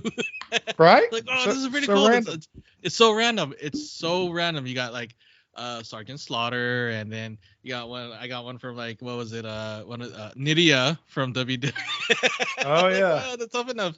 So it was so random, and I loved it. Tajiri was there, was in there. I think Rhino also. It was pretty cool. So my thoughts on those was that the guys would trade him, but I see guys they're just more interested in talking about how great Lex Luger was and 1989, and they don't want to trade those signed cards. But I got everybody something, like that donate. I said that I would. I said that if you would donate, because giving changed my life. I gave when I didn't have anything to give, and it changed my life 100%. And I say that all the time that, it's life changing. Like going to the fan fest is actually life changing. But so is if you flip your head from going, I feel bad for myself. Oh, I'm broke too. I might be broke, but I still have money that I can give to help people out. Right. Then it's just a different mindset, and it changed my life. So I was hoping that I'd encourage a lot of people. And we had 15 donors, and I'm very, very thankful. But out of a group of 2,100, I thought that we'd have like 50 or 100 or 1,000. So I was prepared to send out that many stuff, and so I have a ton of those. Wow. Well, you could set up your own booth. The next fan fest. We talked about that, and I said nope. Actually, 16 people that donated, and yeah, and because I want to hang out and talk to the boys, Oh, that's true. Yeah. I debated like setting up a bucket or having a bucket with me and selling raffle tickets or something and giving away something just so that I would have, people could help out with the fan fest next year. Mm-hmm. And, but I was like, man, I'm so ADD. I would be distracted, and I would not be able to focus on all my nerdy friends and whatever. Right. Yeah. Oh, that sucks, but yeah, that's understandable too. I mean, you're there to hang out and have fun, and if you do that stuff, you're going to be too busy conducting business, so you won't have time to enjoy FanFest. And yeah. But I have a question for you. I know you answered this offline on text. I did. But it's about the apple pie. You apple pie hating communist. No, just kidding. This is going to be disappointing. This is going to be a Okay. disappointing answer Yeah. to everyone. What were the four choices? It was sweet potato pie, pumpkin pie, which I categorize as the same thing. Apple pie and banana pudding. Okay. Yeah, which one you would get rid of? Well, that was an easy choice for me because sweet potato pie, pumpkin pie, and banana pudding were three dishes that my mother always made. Oh, I never remember my mother making apple pie. I see. So, and because I don't get to see my mother very often, and she's on up in age and what have you, if I had a chance, I would eat. Oh gosh, this is horrible. I would eat my mother's pie. You didn't have to say it like that. You should have just said something. I would eat my mother's. I'd eat any dish Stop my mother made. Because it makes the answer you gave me on text even more disgusting. Remember what you said this morning? Yeah. Yes. I'm not gonna repeat it because it's the same thing as what you just said right now, just in a different vernacular. Yeah. That one's on me. That one's on me. but I would miss my mama's cooking. Okay. See, that's a great answer. I thought it's because you were just a dick. Not just kidding. I thought it was like some sort of traumatic experience with apples or apple pie or something. But yes, that's totally understandable. I forgive you. This was on my mind like the entire week. I was sad. I was distraught. I was like, how could my co-host say some blasphemous bullshit like this? And I was really thinking of just hanging up my microphone and not doing this show anymore. Not just kidding. But no, I was just wondering why. And you gave a perfectly like wonderful answer. Actually, I was like, wow, that's I would do the same thing. That's a really, really good reason. I thought it was going to be something like, oh, I burnt the roof of my mouth on a hot apple pie from McDonald's when I was a kid and I hate it ever since. But no, you gave me something that actually is it is very touching. And yeah, I forgive you now. So Kevin. So, everybody out there that's wondering why Frankie doesn't like apple pie, there's your answer, and I hope you guys forgive him too. No, that's cool though. Okay, so as someone that grew up in California, pumpkin pie has been just a seasonal thing. Sweet potato pie has been nothing. Like, not saying nothing, but it's a pie that's never really been, unless you go to a southern restaurant or a restaurant that serves it. It's really been like not even an afterthought, not even a before thought. It's just nothing here. So whenever I had sweet potato pie, I would always think it tastes just like pumpkin pie to me.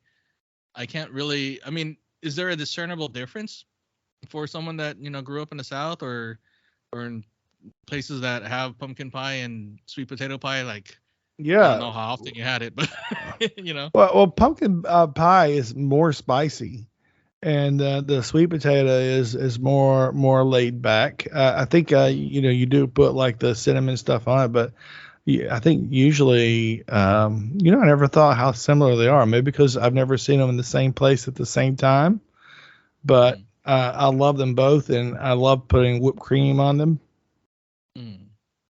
Delish. Mm-hmm. Yeah. See, the only time I really have pumpkin pie is during Thanksgiving season, and the supermarket does a version of it. I don't know how. I mean, that's the one that I'm so used to. I've never had homemade pumpkin pie. None of my friends, parents, or anyone has made like pumpkin pie before, and all I get is the store-bought kind or restaurant kind, and that's the way I've known pumpkin pie as.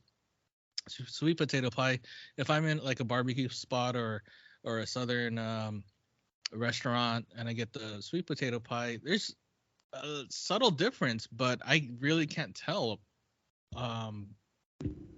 it apart. But you did say pumpkin pie is a bit spicy or has a bit more spice to it. And now that I think about it, you're absolutely right. There is a lot more going on with the pumpkin pie. But it's still, to me, I still categorize them as the same thing. But I guess I really need to go out and have more of those types of pies. I'm not really like into those pies, but that's just me growing up. No, not really. so You need used to to get off the pie and get back in the gym. You've said like 3 times on this call. Please.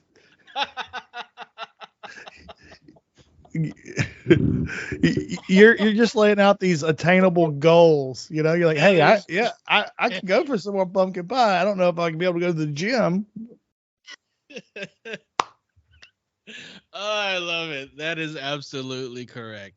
Hey, you know what you should do is when you look in the mirror and you feel bad about your body or what have you, you should just think about all the pie that you've eaten. And, you know, you'd be like, wait a minute. That is the food that I've eaten, and I love that food. Therefore, I should love me. Wow. Okay. I didn't think about it that way. Yeah, turn into a therapy session. There it is. Frankie's therapy session. Oh my gosh. Yeah.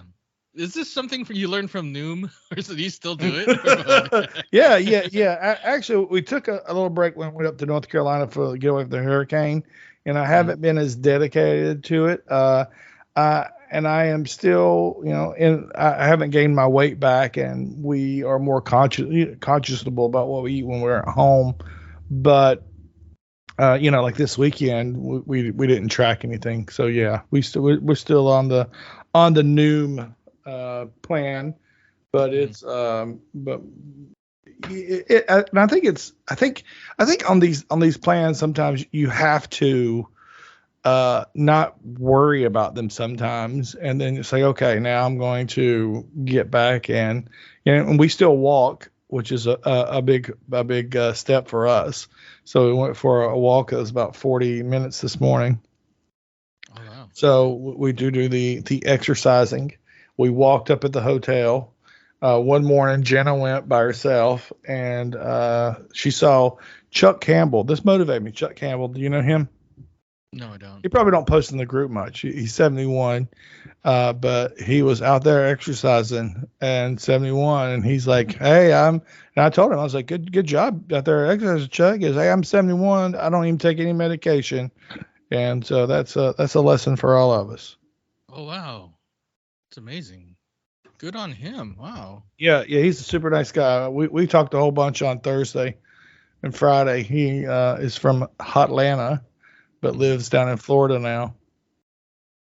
Okay, cool. Yeah, and he was a baseball coach, and he was a coach for someone who plays for someone now. Like, so they probably make pretty good money. And I said, so how big are the checks that he sends you every month? And of course, so he's been involved with sports, I guess, his entire life, and yeah, that's pretty cool. Yeah, he's healthy. He's up, you know, gets up, he's disciplined, goes out for a walk and exercises, you know, works up a good sweat. And, you know, somebody asked Arn Anderson on his podcast once, like, hey, you know, what do you do to stay in shape? He goes, hey, you got to get out there and work a sweat up every single day. Well, hell, that's pretty easy at Florida. I can do that getting out of the bed most mornings. That's true too, but yeah, I guess working up an actual sweat with exercise, right? Instead of just sweating over like a bowl of soup or something. But yeah, that's really awesome though that you know, Chuck is still able-bodied. I mean, like 71, there's some people that are not even in good health that's 50 years old.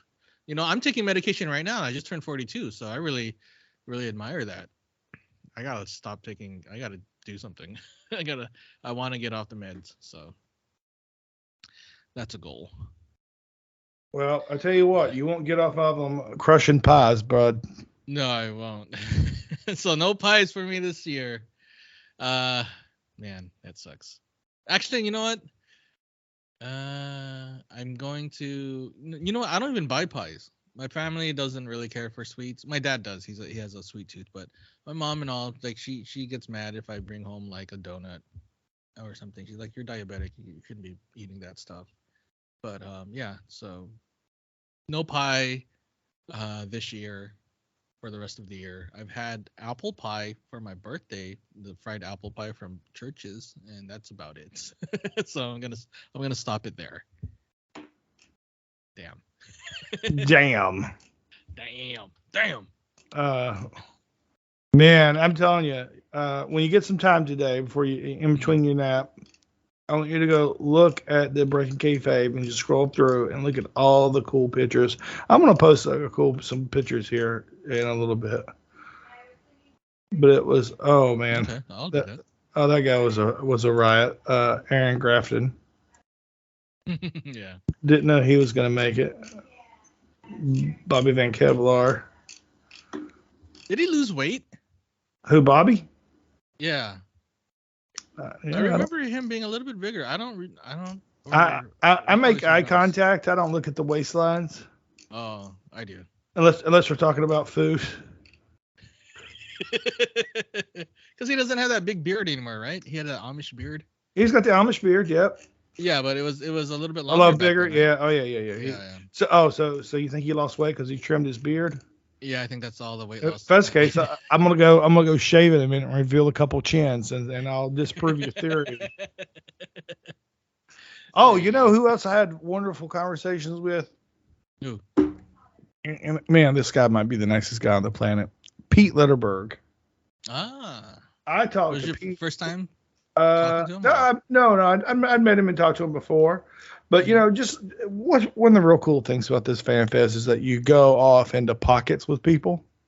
And so you might sit there for an hour and talk. And it's like, I was asking Pete about everything, like Jerry Lawler, school. And there's a picture that we took up at Glory Days. And he said, "Hey, I'm serious. If your kids ever need help with math, I love it. And you can call me anytime. Here's my number. Put it in." I was like, damn. But here's the thing. I love math too. Therefore, I won't need to call it because I'm a math nerd. Are you? Yeah. I love math. Why I love math is because there's, right and wrong answers only.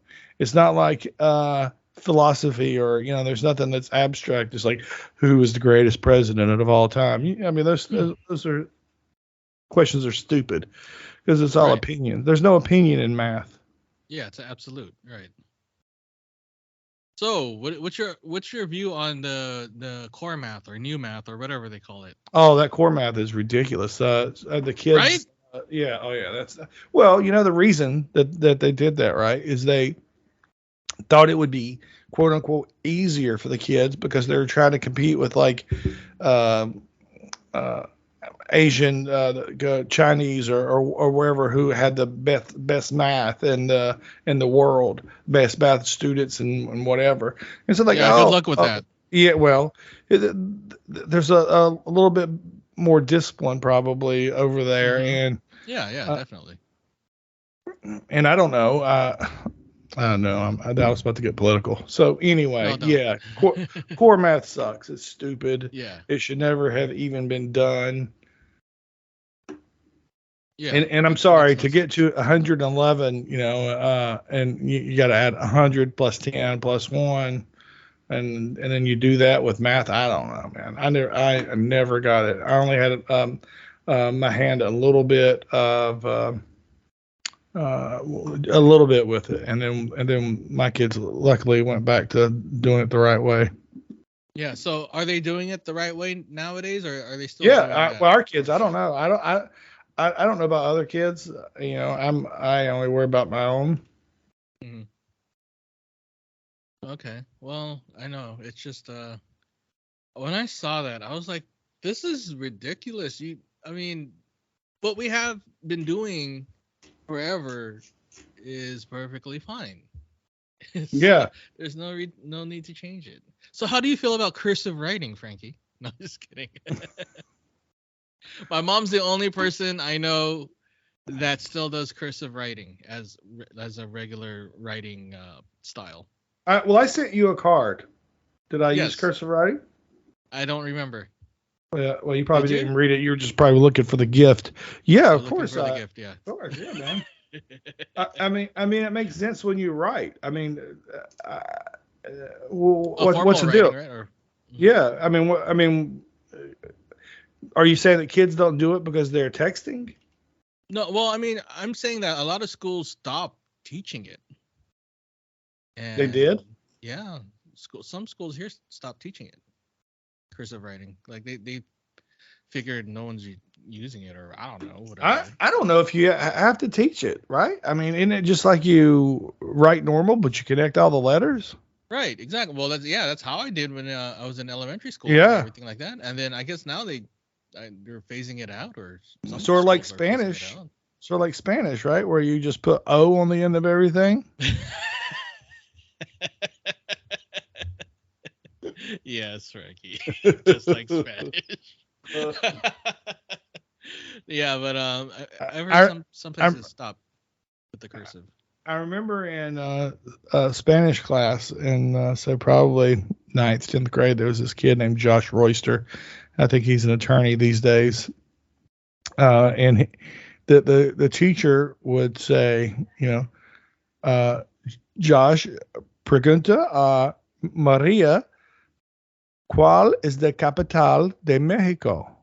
Mm-hmm. So Josh would hear, what is the capital de Mexico? Mm-hmm. And so he would say, so it's ¿cuál es de? And he would hear, what is the, right? And so it was hilarious because he would say it, and then the teacher would go, no, it's not ¿cuál, it's what. And they would go, it was the most hilarious thing of seeing them and him. I don't know if he was teasing her or if he just didn't hear the difference, because, ¿cuál es de capital is very similar to what is the capital. Yeah. Right. Yeah. So it's like, just like saying it with an accent. Oh man, but it was the most hilarious thing. Yeah.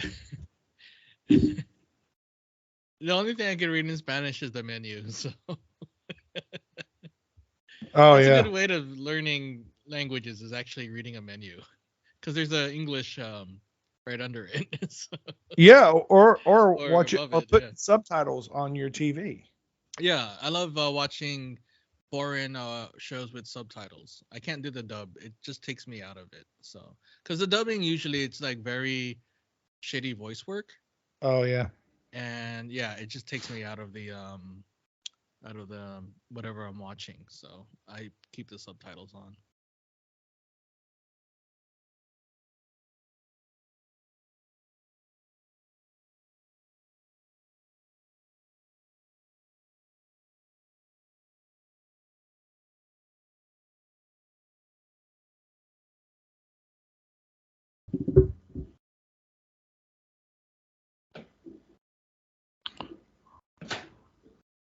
Ariel, to do something a little different, let's go home with this conversation that I had with the legendary, what's the name? The patriarch of the Breaking Kayfabe with Bowdren and Barry, the noted author, the booker himself, Jaff Bowdren, and the voice of our show, Matt Crowder. Everyone, I am pleased to be joined by a voice that you've heard and you hear on our intros each and every episode, all the way from California, Matt Crowder. Hi, everybody. Willie, mercy, baby. And also the man, and Jeff, you have to feel great about yourself because of this, because not only do you have your own Peabody and Sherman award-winning podcast, but you have a podcast that's sort of a tribute to your podcast. The Broken Kayfabe is the unofficial after show of Breaking Kayfabe with Bowdren and Barry, which you can find on the Arcadian Vanguard podcast network. Hold on 1 second, guys. I'm just checking my Venmo. And the money's cleared. Okay, yes, I'm happy to be joining you here. Now that the money's cleared, I'm happy to be joining you here on the Broken Kayfabe. I see what you did there, by the way. A podcast. A pleasure, gentlemen. Yeah, Jeff has been doing podcasting for, years now. Has never missed an episode. 37 years. Even before podcasting actually began, I was doing podcasting. That's true. You can fact check it. He never missed an episode. They go to the Fan Fest. They record episodes there. He is a longtime wrestling fan. But what you may not know about Jeff, unless you've ever talked to him, is he also a Minnesota Vikings fan, and which is very rare, especially being that Jeff did not grow up in Minnesota. And never even been to the state. Lucky you. We got to change that. Well, one person that has been to the state is the guy who sounds like Jesse the Body, Matt Crowder. So I'm going to let you guys do the talking about the Vikings. I've got nothing to attribute. Even though growing up, the Vikings were my team. I do not have a team now, except if I did, it would be the Bucks because they're local. But I was not having such a good season, but I won't talk about that. Yeah, well, divorce puts a man through so many things. You're talking about Tom Brady, not yourself. Correct. Well, I was going to say, if you walk down that path, my friend, I think you're making a big mistake. Never going to happen. The sainted, can we call her that? The sainted Mrs. Seacrest? Yeah. But, she kept her last name. Yeah, she is. Because, she's made a name in herself in her career field, and I didn't want to taint her with my disparaged name of, do we call her Mrs. 391? That's what Jamie Ward has bequeathed upon her, and therefore we will probably get some matching shirts at some point. Yeah, I think the shirts should be made available at the next CWF Legends Fan Fest in Lutz, Florida, whenever that occurs. Can't wait for it. Yeah. So, hey, Jeff, tell us, how did you end up being a Vikings fan growing up? I know you were born in Japan, but you moved around a little bit because your dad was in the military. Yes, here on Veterans Day. Salute. I raise an adult beverage to all those who served our country, including Frankie, by the way. Saw Janice post this morning, so thank you for your service to our country, Frankie. But, Dad was in the Navy, did 25 years retired as a commander after going to college can you imagine going to college while you're in the Navy? It's just like, it seems like you got a lot to do there. But, he then went to the officer school, retired as a commander. So yeah, we did the 2-year every 2 years moving kind of thing, and we went to. I was actually born in Yokosuka, Japan, or Yokosuka as they say in Japan. We did 2 stints in Guantanamo, Cuba, where of course now they have all the Al Qaeda guys. We did a stint in Key West when they actually had a base in Key West. We did a stint in Rockville, Maryland, and Camp Lejeune, North Carolina. Now, of course, known most famously for those incessant commercials about, did you live in Camp Lejeune, North Carolina during the years? Have you guys been subject to those commercials where you live? Yes. Oh my God, they're just like, it's usually the shut-in channels where they're like political ads at this point. They're just nonstop. So yeah, we did that, and roundabout way of answering your question, I started watching the NFL. I think the very first game I ever saw was the 1969 playoff game between the Rams and the Vikings. A little Roman Gabriel, Joe Cap action. I was like 8 years old, and that's the first game that I remember. It's out there on YouTube, amazingly. And then, of course, I was crushed by the loss to the Chiefs in the Super Bowl, and that began 50-plus years of bitter disappointment and frustration. So, yeah. Yeah, but I mean, what a way to have that. If I remember correctly, was that in Bloomington at Metropolitan Stadium? Yeah. They beat the Rams and they beat the Browns in the title game. Mm-hmm. So, as you correctly pointed out in the gift I received today, the Vikings actually are NFL champions because that was the last year before it became the NFC. So I'm sorry, I'm going to go on that technicality and screw all of you people who don't think the Vikings have ever been NFL champs. We are NFL champions in 1969. 40 for 60, as they say. Yeah, no, well, then we'd have to include Albert Bettis and then all the other Lions fans and then the Browns. Who? Go ahead, ask me about Albert Bettis. Go ahead. But yeah, for the most part, I mean, for myself, it is so rare out in, I would say, major podcasting or anything else outside of, I'd say, regional, that there is a Vikings fan. Yeah, do you listen or watch to any Vikings centric podcast or shows or anything like that? I know, but I mean the Purple for the Win podcast is really great. Oh my God, that guy is tremendous. I watch his YouTube channel. Yeah, it's great. What's his name again? Oh, I forget his. It's on the tip of my tongue. Yeah, I think he's like Korean American. Yeah, I was gonna say either that or Andy. That's his name, Andy. Yeah. I love it.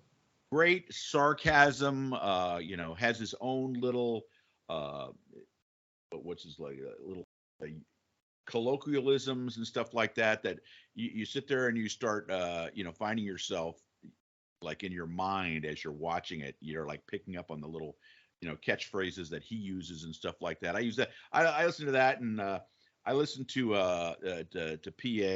PA and his show if they win. If they lose, I skip over a week's worth of podcast from Paul Allen. But oh yeah, well, Paul Allen. Well, the funny thing is, Paul Allen started as the voice of the Vikings in '98, which is still insane to me. So we started at KFA. I'm KFAN. They know for all our minute probably people that have listened to Broken Kayfabe or Breaking Kayfabe, knowing the local Minnesota sports scene. So do you know, as I keep interrupting you, and it will happen again, I can assure you, whatever happened to Dubé? I know there was the drug charge, but whatever ended up happening to him. Well, yeah. So, the funny thing is, he got nailed again for drugs. He got nailed for the nose candy, as we like to say in the business. And he spiraled out of control. He was a big Minnesota Gophers hockey fan, like tremendous. If you listen to the old PA and Dubé, or as the common man Dan Cole on KFN would call him, the two-dimensional doofus and the JUCO dropout, which it's funny. Or he called Dubé the culture vulture. I know I'm so inside stuff, but yeah, Dubé, I think it was probably in the mid 2000s, probably, or early 2000s. Yeah, his absences would go long times, and you wouldn't hear Dubé. And then it just was he part of the Vikings broadcast on KFAN, or did he just strictly do the show with Paul? He did the show with Paul, and then he would get on. I think this is when WCCO had the Gopher rights for hockey, at least Gopher hockey. He did some TV work for them a little bit later on, but I don't think he was also, fun fact, he was the bat boy for the 91 Minnesota Twins team, and he heard the Kirby Puckett speech in Game 6, where Kirby famously said, "Jump on my back and I'll take you wherever you need to go." And that he always had like good stories about that. But I mean, both of them, they're homers. They wear. Well, Paul says he's not a journalist. He's a cheerleader. He's the purple Kool-Aid has been drank, and it is coursing through his veins forever. He's driving the purple. Well, the thing is because of my the way I grew up as a military brat, it's not like I'm a Vikings fan, a Twins fan, a Wolves fan.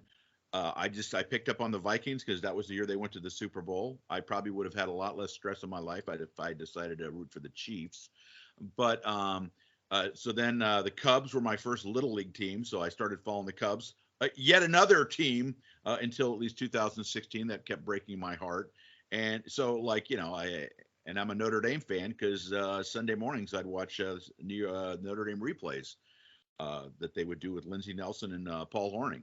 And so, my sports team, the only team, I lived in South Florida for over 40 years. The only team from South Florida that I really was a fan of was the Panthers, the hockey team. That's literally I did not like and never a Marlins fan. I mean, I kind of liked them, and they fucked the Cubs. Am I allowed to curse on this show? I hope so. Yes. They fucked the Cubs in the playoffs in 2003, the Kerry Wood, Mark Pryor year, and then the Heat. I didn't mind also, but I like the Heat when they had Dwayne Wade and Shaq. I was not a fan of the Heat with Braun and Chris Bosh and those guys.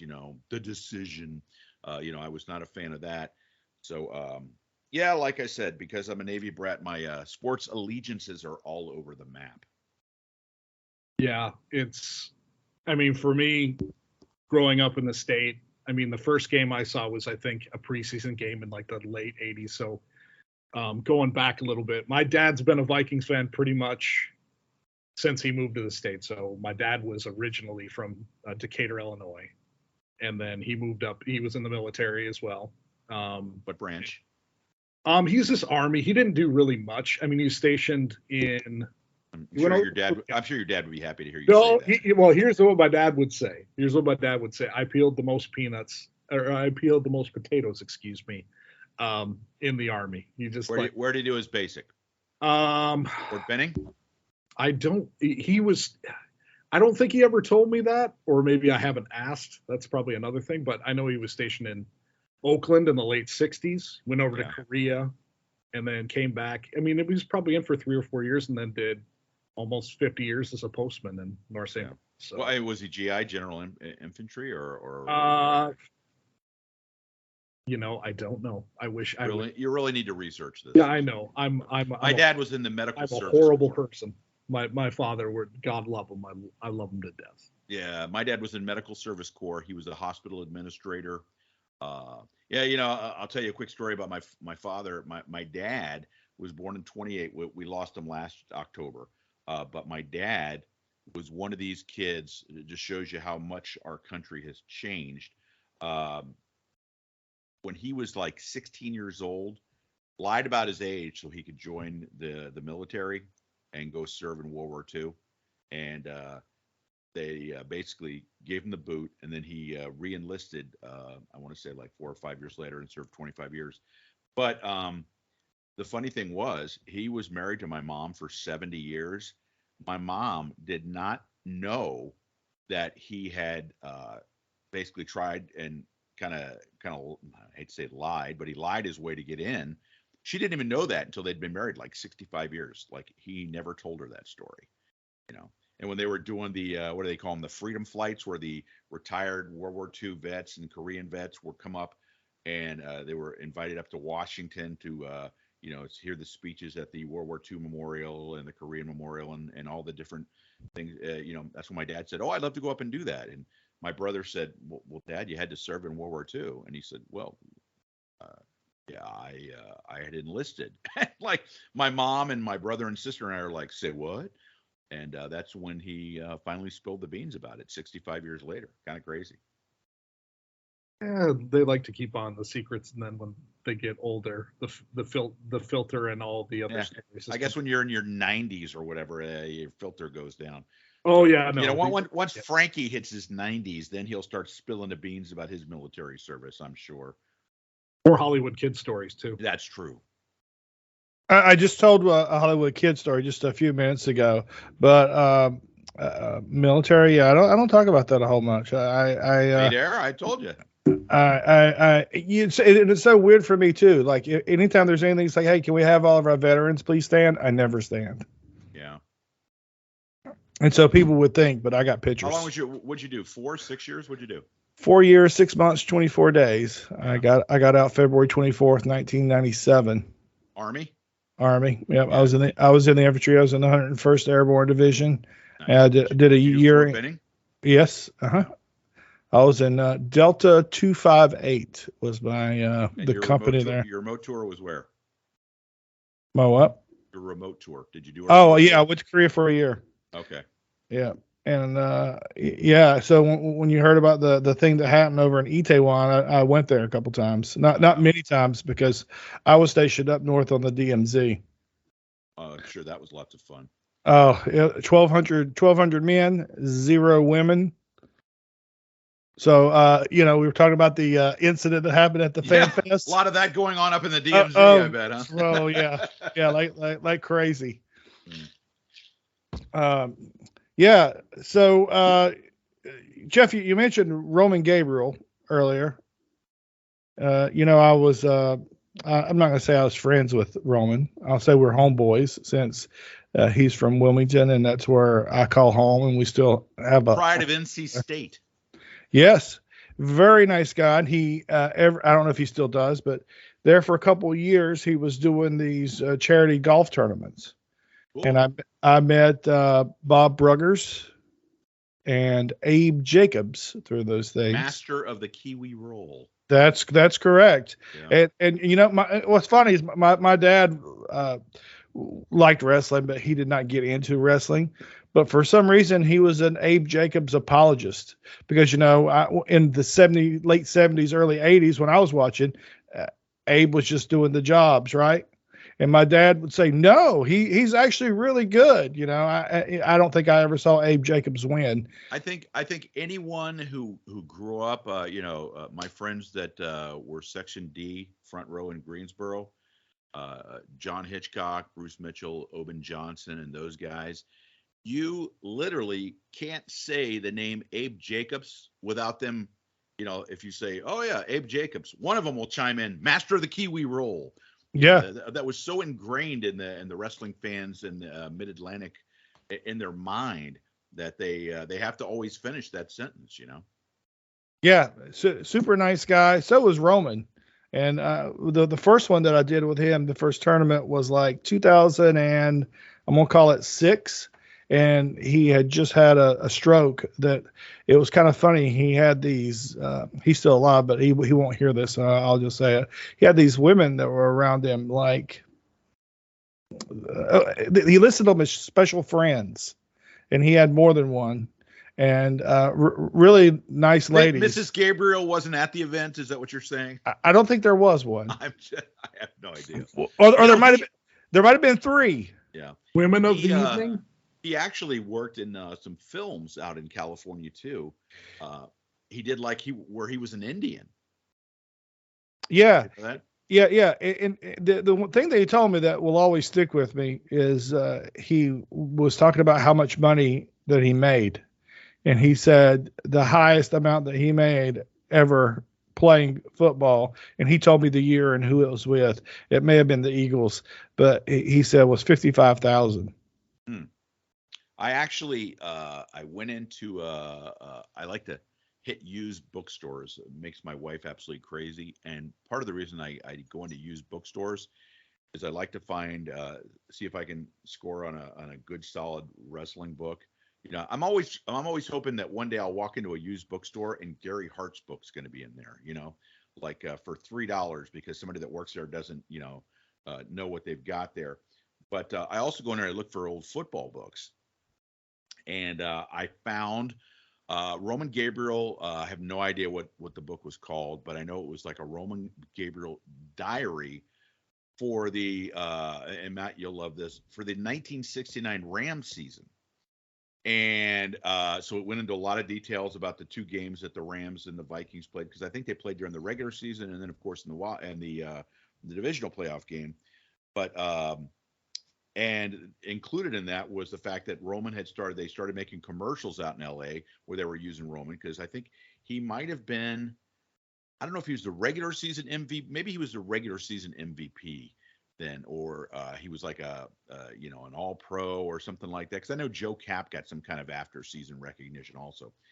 But so he was very in demand for like commercials, and he was doing like minor roles, I think in westerns where he would be like the Indian, because he had those kind of vaguely Latin looks, and back in the day they used to get guys who had very dark complexions in the movies to play Indians or Latin guys in the westerns.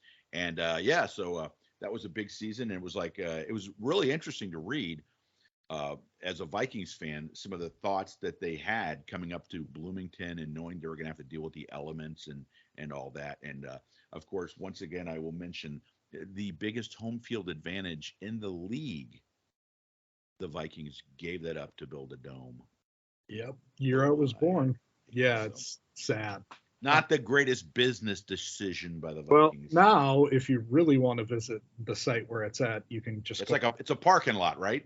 It's the Mall of America, essentially. Oh, okay, yeah. No, isn't there like a plaque on the ground saying? This is I don't know if they ever memorialized it, because also, what people don't know as well, the Met Center was close by as well, where if they didn't have anything, because Minneapolis really didn't have a arena until like the Target Center. So you're looking at the Met Center was just like, it's closer to the airport and easy access for people that were traveling in. Now that's great for the Mall of America, because it's probably one of the biggest things in the state. Is it still a thing though? Because mall culture has completely, trying to explain, the just the incredible impact and the way that people used to go to malls like in the 80s and even into the 90s. And now you see these stories, like you go on YouTube and you look up dead malls, and there are guys that will go in with their cameras and just videotape an abandoned mall. And like a lot of times it's like skateboarders that go in there and they like, it's like their haunt, and they'll just like, do the graffiti, or they'll break glass in there or something like that.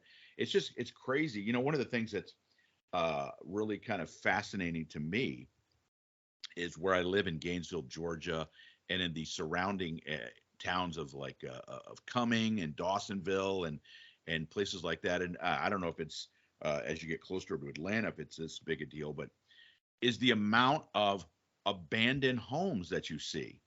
And usually it's like around, where they're doing some sort of, construction where they're, they're trying to expand the roads. And I don't know if they do like an eminent domain thing where, the government buys it, but like literally someone will abandon the house.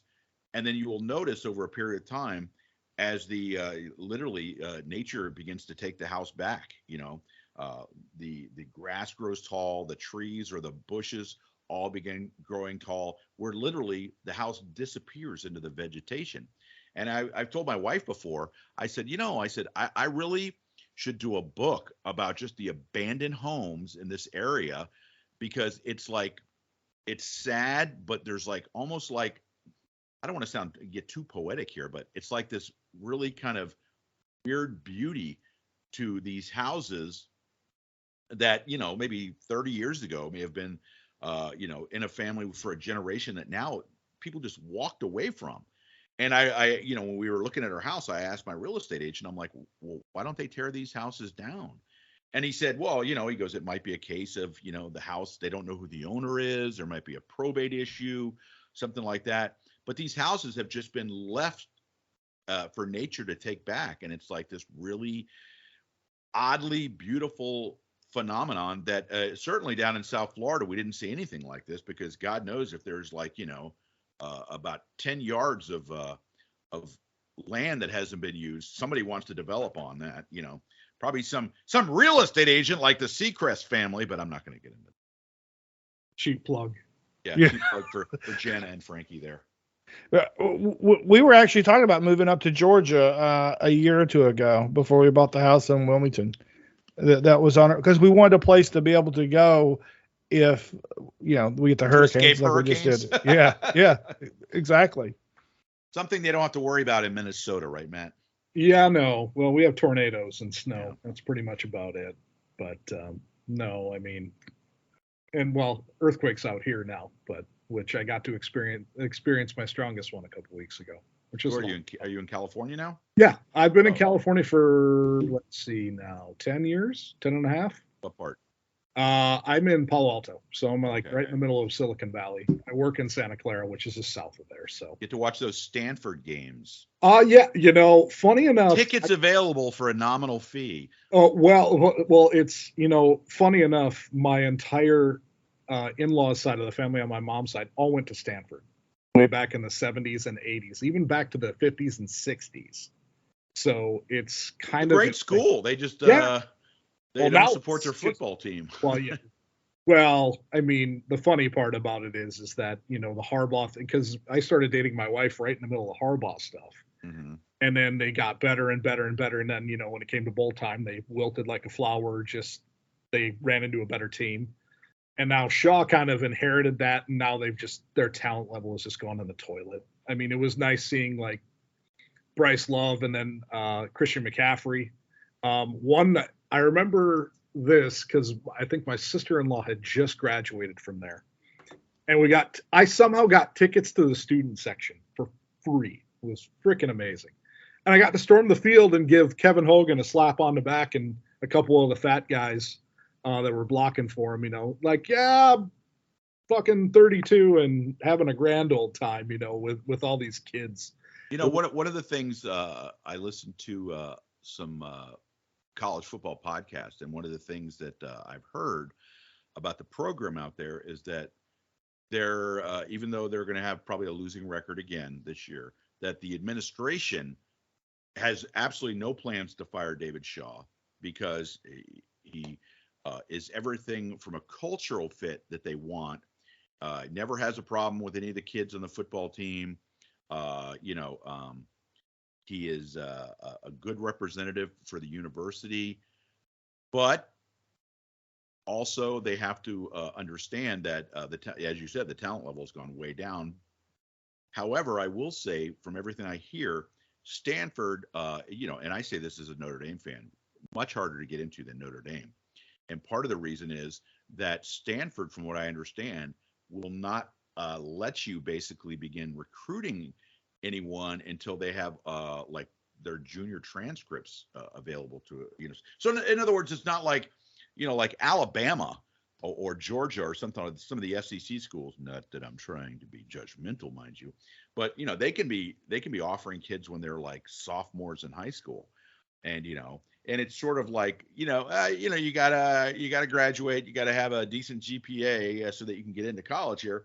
But Stanford, you got to have taken the SAT. You got to get a certain score on your SAT. You got to be like, over not even a 4.0. You got to probably start taking some college level classes.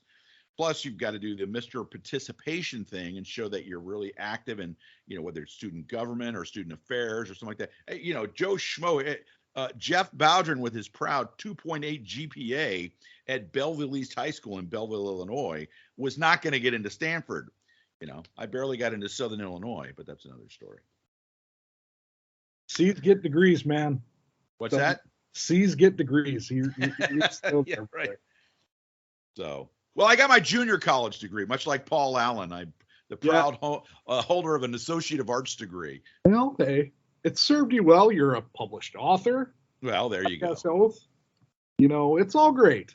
I mean, living the dream. Yeah. And going back to Stanford, ex-Viking Toby Gerhardt, who had a class with my sister-in-law.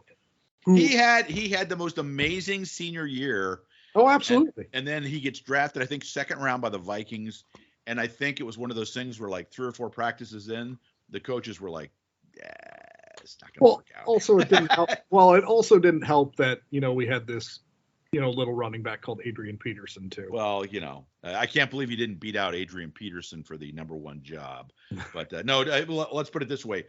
He did not beat out Adrian Peterson, but he also didn't go to another team and suddenly, light the world on fire either, so. He went to Jacksonville, and I think he went there to die, his career to die, essentially. Yeah, well, I guess he wanted to get in enough time in service so he can get the old pension. Yeah, get the old lucrative NFL pension. So.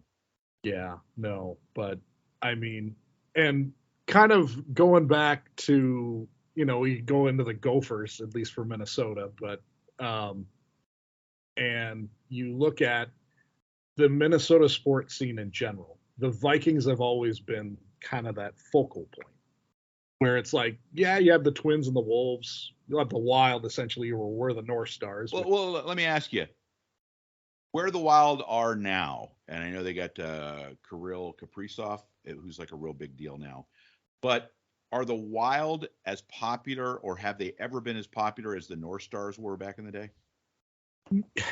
I would say yes, in some respect, but also if you're a longtime Minnesota hockey fan, you want the North Stars back. I'm of the mindset that it's an atrocity that the Minnesota North Stars didn't come back with their name, because other teams have done it in other sports. But I think what the holdup was is I think when they moved to Dallas, fuck you, Norm Green, forever. And shout out to Norm, I'm a proud listener. yeah, and then he ended up, when he went to Dallas, they had all those trademarks, and I think between them and the NHL, they won't release it. Because I know with the Winter Classic that they had, I think this is probably 7-8 years ago. Not the you a fan of Bettman, are you? Bettman's Bettman. I'm not like the Canadians who want to string him up by his britches and we want this, we want that, and he gets booed everywhere. But so I'll tell you, my biggest problem with Bettman is it's not the whole taking the NFL or the NHL south, because I just think that was a natural growth. And I know there's people, and I say this as a Florida Panthers fan, but there are people that just think it's an abomination before God that the NHL is below the Mason-Dixon line anywhere near it. But he expanded the sport. He grew the sport. He did that. But my biggest problem is the fact that in doing so, he wanted to eliminate fighting. He wanted to eliminate the third man in rule. And in a lot of ways, he killed part of what made the NHL so interesting and such a sport that had such a devoted following. Because I can tell you, when I first jumped on the Panthers bandwagon, it was 96 when they had their run to the Stanley Cup Finals against the Avalanche.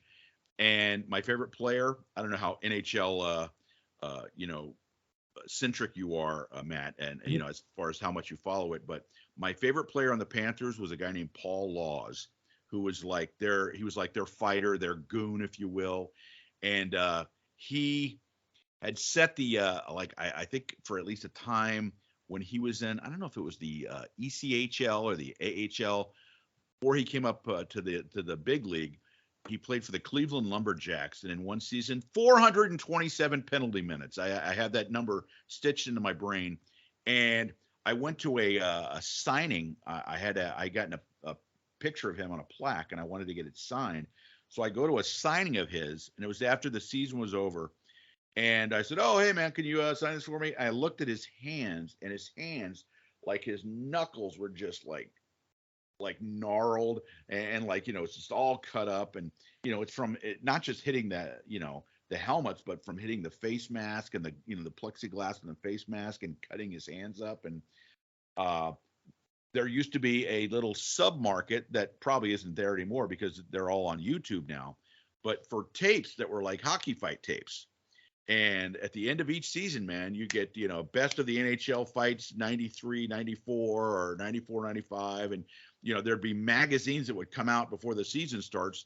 I will never forget getting this, like best, top 20 NHL fighters. And, you'd have, Stinkin' Probert and Domi and Stu Grimson, the Grim Reaper, and all those guys. And I love that shit. And that's what pisses me off about Bettman, is that he got rid of that, because every team had their one goon that would be on the line. When Wayne Gretzky was threatened, Dave Brown would go out there, or Marty McSorley, and make sure that nobody fucked with him, And it's the same thing that, Mario Lemieux had, and every team that had a guy that was that superstar player, you always had the goon that made sure that nobody fucked with them. And I mean, if you breathed wrong on Wayne Gretzky, your ass was gonna get have some fists thrown down on it. That's the NHL. That's part of the NHL I miss. Yeah, no, I do too. As someone who probably picked it up probably even though I had seen some of the North Star games when they were in the Stanley Cup in '91, because the sports universe in 1991 outside the Minnesota Vikings was and you were in a division with the Blues and the Blackhawks, for God's sake, great. And the Red Wings. Shane Sherla, Basil McRae going at and then Kelly Chase, and all those guys on the Blues, and of course the Red Wings had Koser and Probert. That was that was good times, man. Yeah, no. Well, that's why it's the black and blue. That was why it's black and blue division, and it was the same way for football too. I mean, you'd have the Vikings and the Bears, Vikings and Packers. I'm still eternally fuck you Packers. You all You all can, So my daughter's best friend when we moved up here, for whatever reason, diehard Packers fan. Not from Wisconsin or anything. I think she was either a Brett Favre or Aaron Rodgers fan. And so I used to, every time we'd play, I'd get the text message, oh, we're going to wax you guys today. And it's like all good natured and stuff like that. So my daughter, who really, my daughter managed to marry the one guy who has zero interest in any kind of sports whatsoever, just none. And so she and her friend would go to like sports bars to see the Packers game at the sports bar. So she started becoming kind of a quasi Green Bay fan, just because that was the team that she would watch every week, much to her dad's eternal shame. But her friend moved away. Her friend, by the way, member of the group in the brothership. So whatever the Vikings played the Packers, especially after the first game this season, I reached out to her and said, "Oh, hey, did you happen to catch the game?" And she texted me back and says, "Leave me alone. I'm still trying to recover from the was it like a 26-3 or something like that?" So yeah, well, to me, it's the best game we've played all season. In my yeah, that's the only game I think we haven't been behind all season. Yeah, that's probably true. That was like, I'm like, really? This is what we were missing? Even my wife said, it's just like, where was this? And I'm like, you're asking me too? I don't know. But I mean, those rivalries are great. Like, I'll call them dirty, rotten cheddar wedges. I'm like, well, they just joined Western civilization. They just invented the wheel last week. They just got running water. I always love the line that PA uses on his show, where he talks about how Packers fans, you can always tell Packer fans because they're the ones that pee in the sink, at the stadium. That's kind of a funny line. Well, there's another one. I doubt you've listened to Dan Barrero on KFAN, but he has a bit where he has a Packer fan called Carl Gerbschmidt. If you want to YouTube it or anything else. No, I've heard them talk. Okay, Gerbschmidt, it's the best bit ever. Yeah.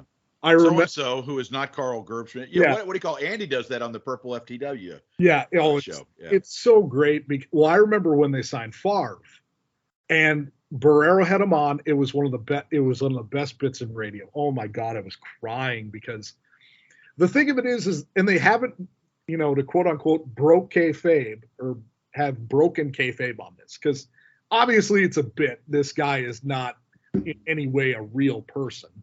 It's just that, someone, showing that he's a Packer fan, and they use, from Elk Mound, Wisconsin. Frickin' genius. The other guy we mentioned, Dubé, Wabshall. I know why he got the boot, because he posted something, I guess, political on Twitter or something like that. But God! Whatever happened to that guy? I don't. That was probably I had probably. I think at that point I had moved here, so I hadn't listened that much, because I knew PA would call him Wobby, and it's like when I first was, because I'd go in and out here and there, and and when I'd come home, I'd throw on, and this is before I started working in tech, where I was doing delivery driving, where it's just like, oh, talk radio, this is great, I'd listen to it every day, and a buddy of mine back home, he's still a Viking season ticket holder, listens to everything.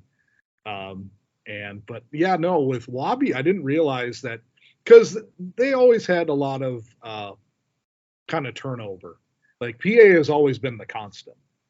To like, he has his people on, and then they'll add in people during like the pregame and stuff. Some of them will be KFAN personalities, and then others will be like Greg Coleman. Well, Greg Coleman's no longer there, the former Vikings punter who would do the. Well, Bursich has been there like what, about 12 years now, something like that. Yeah,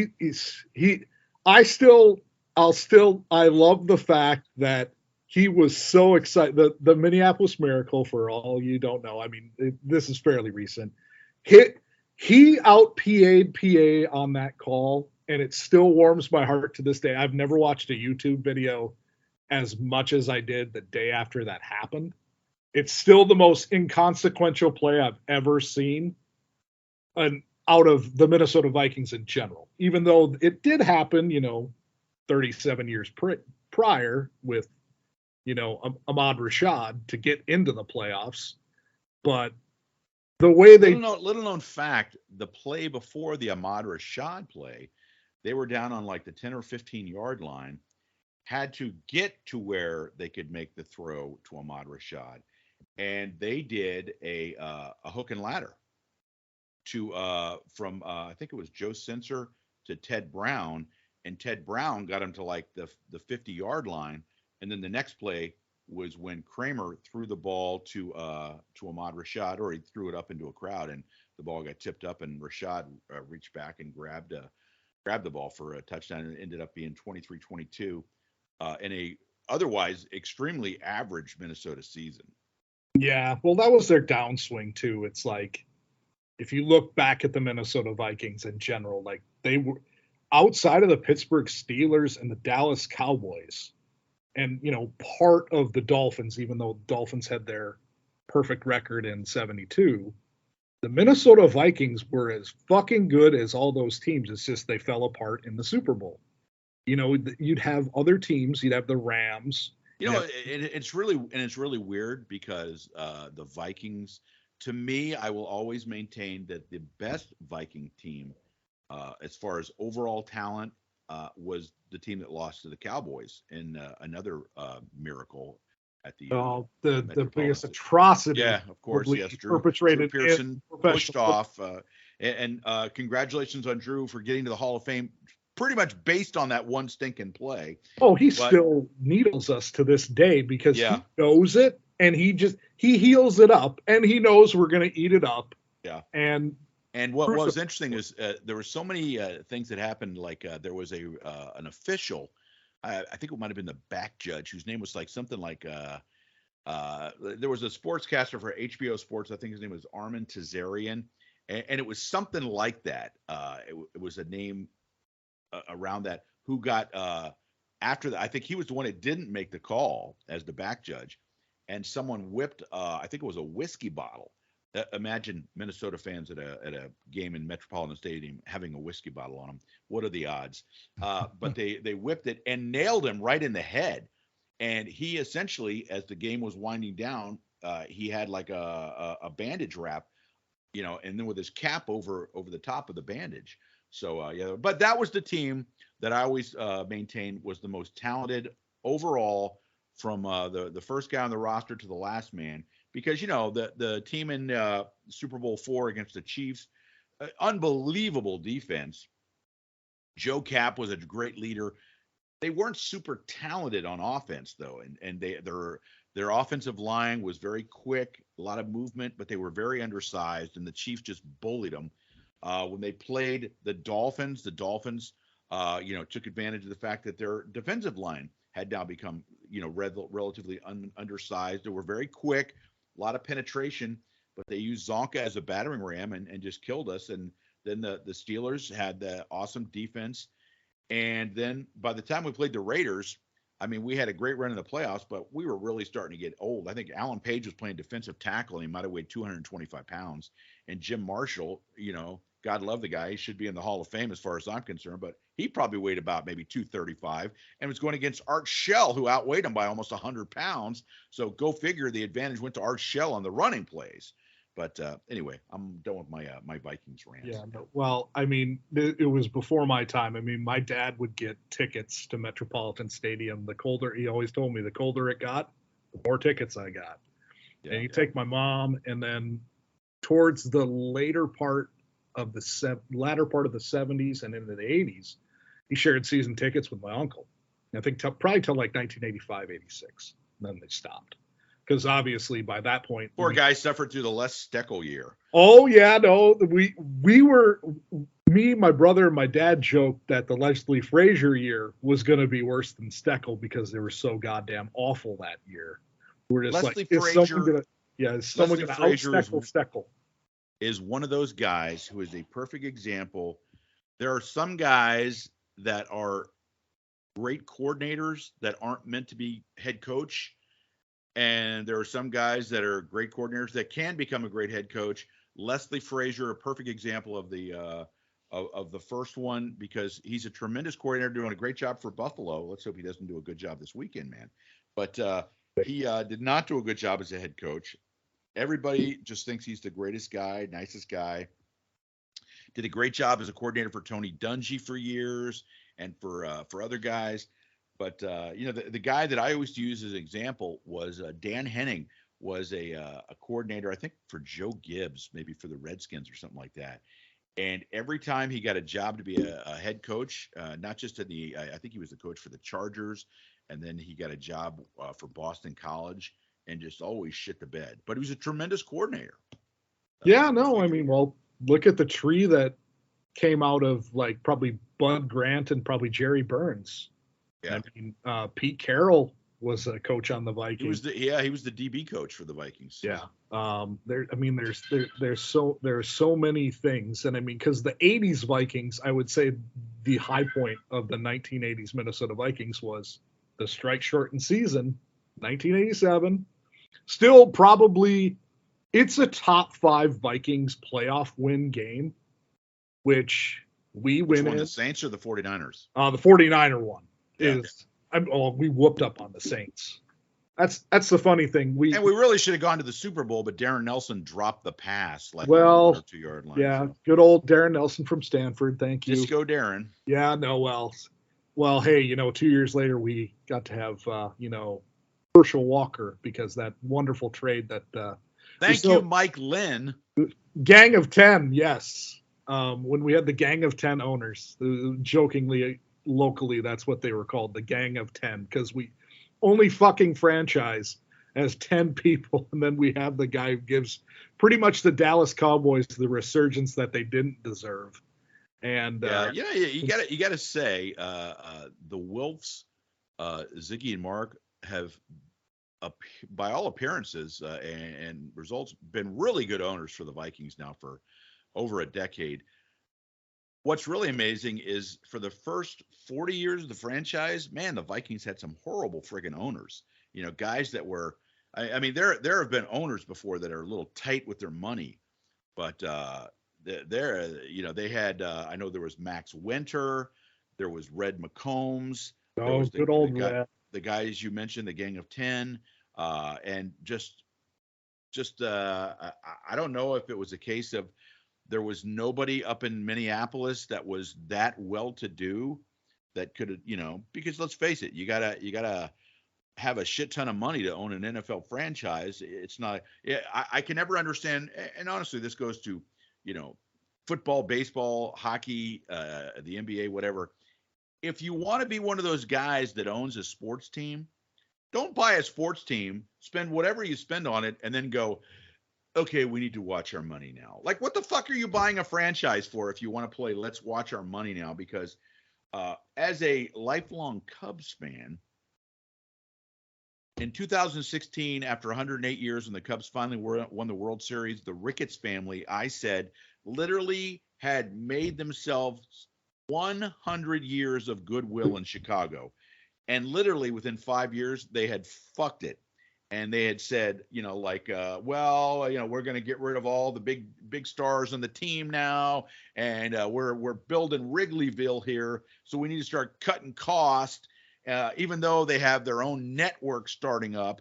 And then they want to play like let's pretend we're the Kansas City Royals or the Oakland A's. Like, what the fuck? You're in Chicago. Act like you have one of the team in one of the 3 biggest cities in the country, for God's sakes.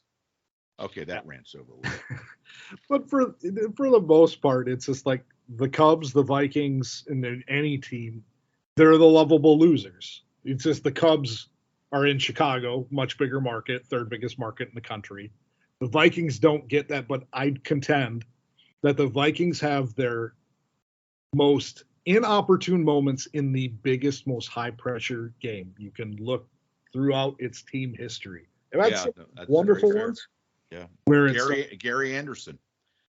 Guy literally did not miss a kick the entire fucking 98 season. I know. I'll tell you, I was listening to I lived in South Florida, of course, during there, and a guy that used to be on ESPN on Sunday mornings, they would do like, the bets and who's a good bet, the over under, the money line, whatever. There was a guy named Hank Goldberg. who was a well-known personality. He passed away within the last 6 months. I don't know. I just thought about that, but he was like a pretty big deal in that local market. And so he had his own sports talk radio show. And during that year, I'll never forget him about the midway point of the season saying, wow, wouldn't it be funny if the first time Gary Anderson missed a kick, it like cost the Vikings a playoff game or a Super Bowl game or something like that? And when he said it, I was just like, oh my God, how could you say that? And when he missed the kick, that was the first thing I thought of was Hank Goldberg called that, man. He friggin' hit that nail right on the head. Yeah, that game is still, to me, and well, at that time I was 16, and I've never been so angry in my life because it's like first 15-1 team never to go to the Super Bowl, the best offense by far in the league. We whooped up on the Cowboys in Texas Stadium Thanksgiving Day, which is still one of my favorite games to watch, and I'd rub it into Cowboy fans' faces all the time. Fuck you, we just torched your ass. Straight cash, homie. Straight cash. But the funny thing is, my wife had no idea Randy Moss said that, and this is when he signed with the Niners when they went to their last Super Bowl, before Jimmy G, and I'm like, honey, like straight cash home. He's like, what does that mean? I'm like, YouTube this clip of, between the Minnesota media. And when he gets into his freaking car, he goes, hey, Randy, how'd you pay that fine? Straight cash, homie. And she has a shirt with a dollar bill and Randy's face that says straight cash, homie. And I'm like, wear it wherever with pride. And she does. It's pretty funny. Yeah. Yeah. But that was, the one thing I'll say is it would have been great to go to the Super Bowl. Our offense would have given us the proverbial puncher's chance. But, the one thing that you might forget about is in that title game against Atlanta, Ed McDaniel went down with a knee injury. So he would not have played in the Super Bowl, and he was our starting middle linebacker. And I think they had somebody else from the defense that went down. Johnny Randall, I think, got hurt Yeah, too. so it would have been a complete shootout against Elway and the Broncos. Yeah, no. Well, it would have been a hell of a lot more interesting than Eugene Robinson getting caught with the old proverbial prosy. Well, I hate when that happens. Well, so does Eugene.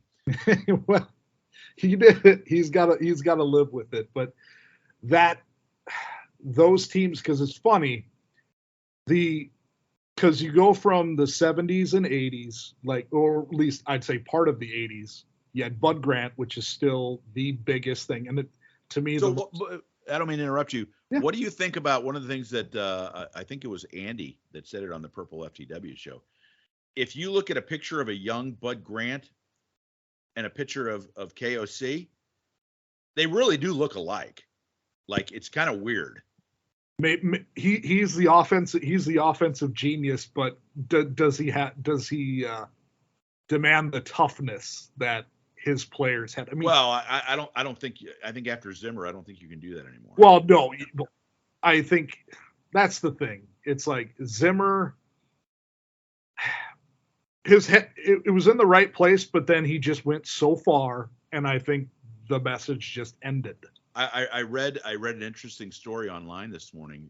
Have you heard the story about after Zimmer got canned, he apparently, like a month after the season was over, and they had hired the new coach and the new GM, Zimmer reaches out to Mike Florio at Pro Football Talk and basically starts saying that you're the one that cost me my job. You started stirring the shit up, and they got into a big texting, war where Zimmer was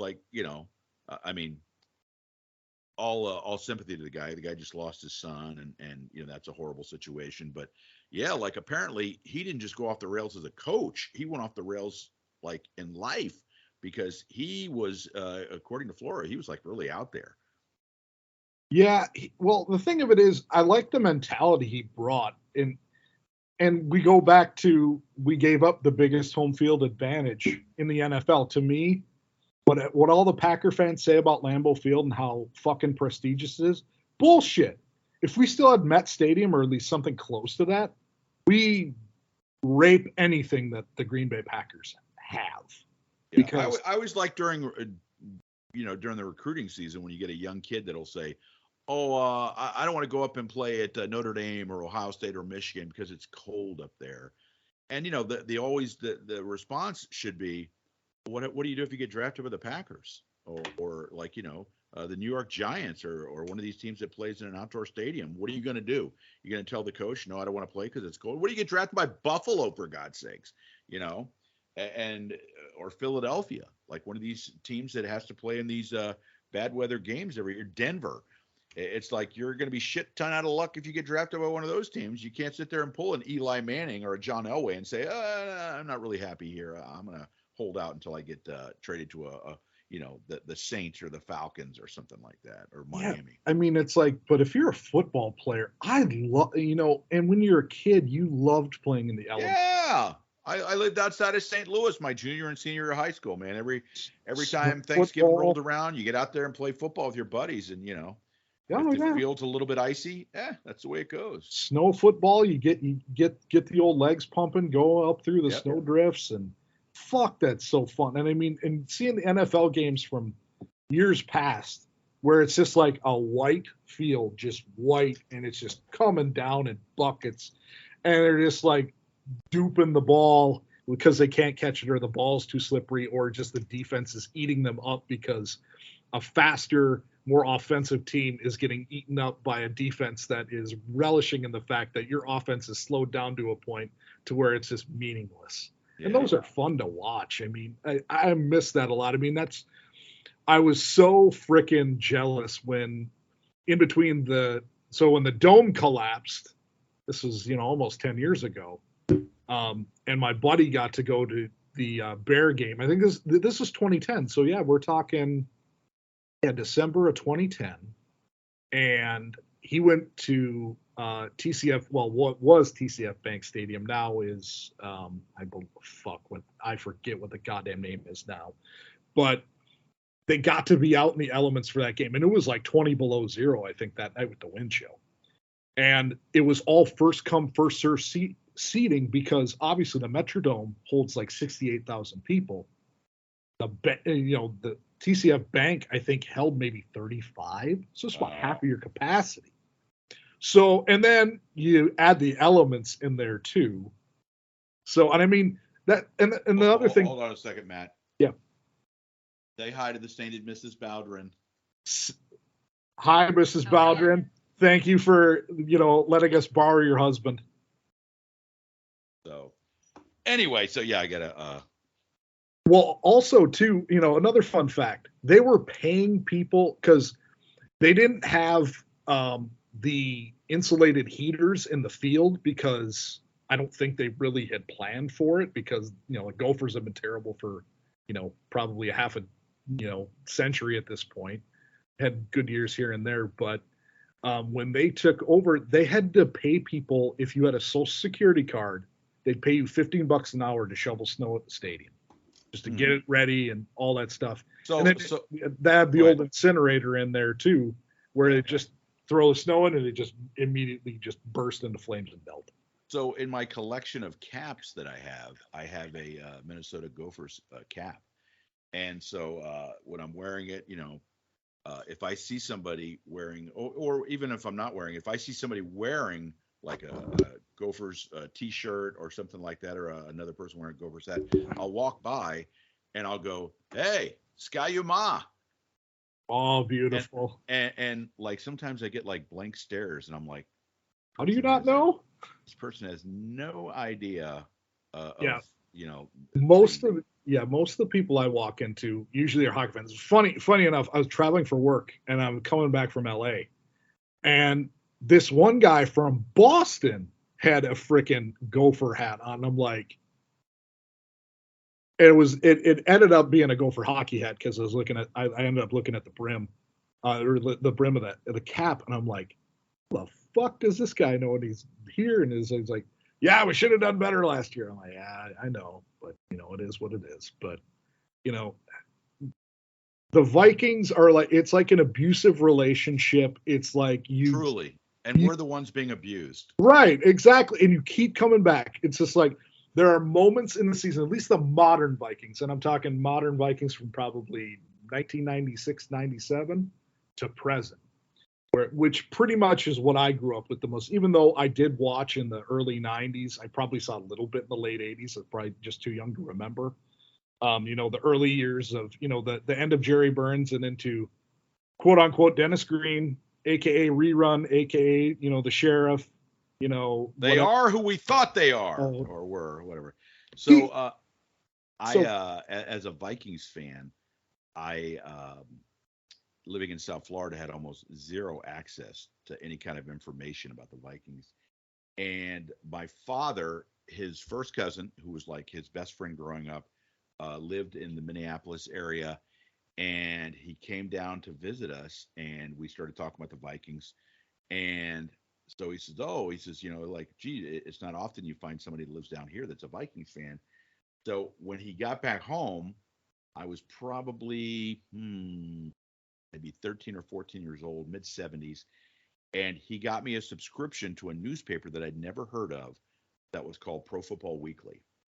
And Pro Football Weekly at the time, this was like giving water to a guy in the desert if you're a football. Just the best, best intel, tremendous writers. What they would do is they would get guys who covered, whether it was the Dolphins or the Bucks or the Vikings or the Chargers or the Giants. Their beat writers would write columns in this newspaper that came out once a week during the season.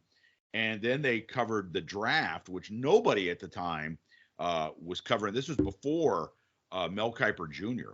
This is when they Pro Football Weekly had a guy named Joel Bauschbaum, who is this very New York centric, almost like Woody Allen looking guy, who was just this guy that probably lived in an apartment, somewhere in New York. And he was one of these guys who was a hoarder probably, but he would hoard all this information. And every year he would come out with his Scouts notebook. And I would get this thing every year. I still have his Scouts notebook going back to like 1980. And just, that was like your Ronnie Lott and Anthony Munoz and guys like that came out. And you see what their, what the scouting report was on that guy, on particular guys. And it was interesting because before Joel Bauschbaum, this is like really super obscure thing. The draft information came from a guy named Palmer Hughes.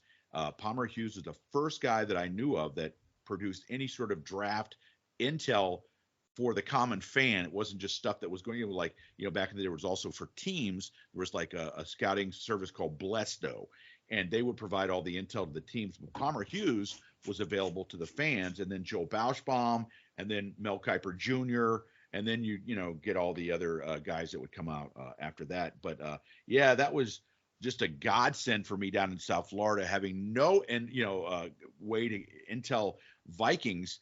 The only way I had was literally I'd go to the library downtown in Fort Lauderdale, where they got the Star Tribune once a week, like the Sunday paper, and I'd sit there and pour through it and try to find some little tidbit of information about the Vikings. Like how come I couldn't pick up, if there had been a team in American Samoa, I would have picked that team to follow so that I'd have no ability to find out any kind of intel on the team at that point in time. So you read all this. So you read all the Sid Hartman columns. Exactly. Yes. Sid Hartman would have his little tidbits and intel. And so. The biggest Minnesota homer of all time was so inundated in the Minnesota sports scene. I mean, he was actually part owner of the Minneapolis Lakers, and he gave that up when they went to LA, which is, it's like, I always call my one thing that I always found was interesting about the Star Tribune and Sid was not only would they, offer you little tidbits about the Vikings, they would also always squeeze in a little tidbit about the AWA and Vern Gagne, which as a wrestling fan, I thought that was, wow, that's kind of cool, Well, it's the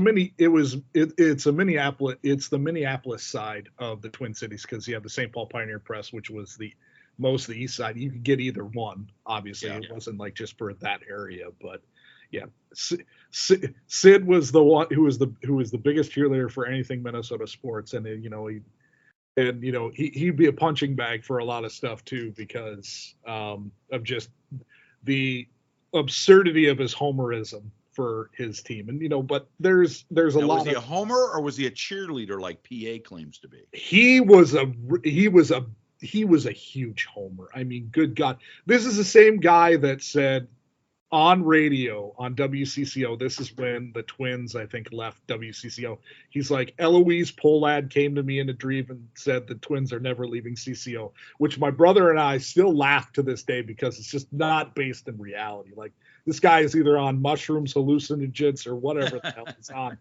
And it's just, it's funny stuff. And I mean, Sid was he just said these outrageous things because he was so in the pockets of owners and wanted to put the best foot forward in Minnesota sports. Nothing wrong with that. Yeah. But it's just, when like coherent thought leaves you and you're just, you're paid to do crap like that. It's just, you're going to probably get a mocking from even people that live there. Yeah. But no, it's just so many great memories of, Dennis Green is funny because, we were talking about Stanford earlier, a former Stanford coach, a disciple of Bill Walsh.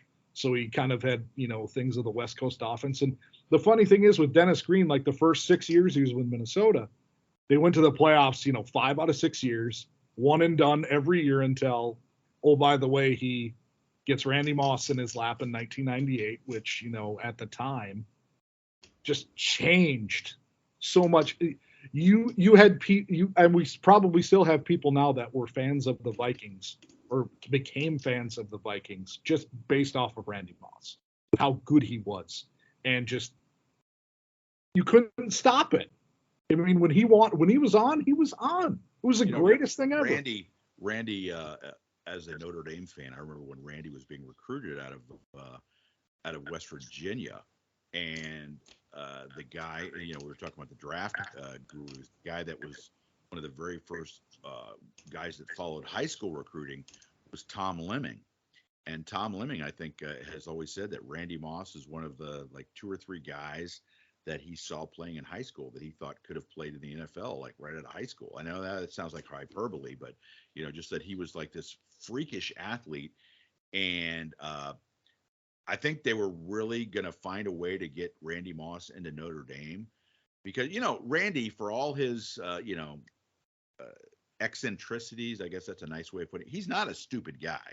I mean, he's a very bright guy, and he's got this, Southern accent. And I think a lot of times people misinterpret that for him not being smart, and he's a sharp guy, and he's very colorful on air, and he's offering good points. I recently on our show talked about how Shaq, a lot of people when Shaq first came in the NBA, people thought he was like a dumb guy.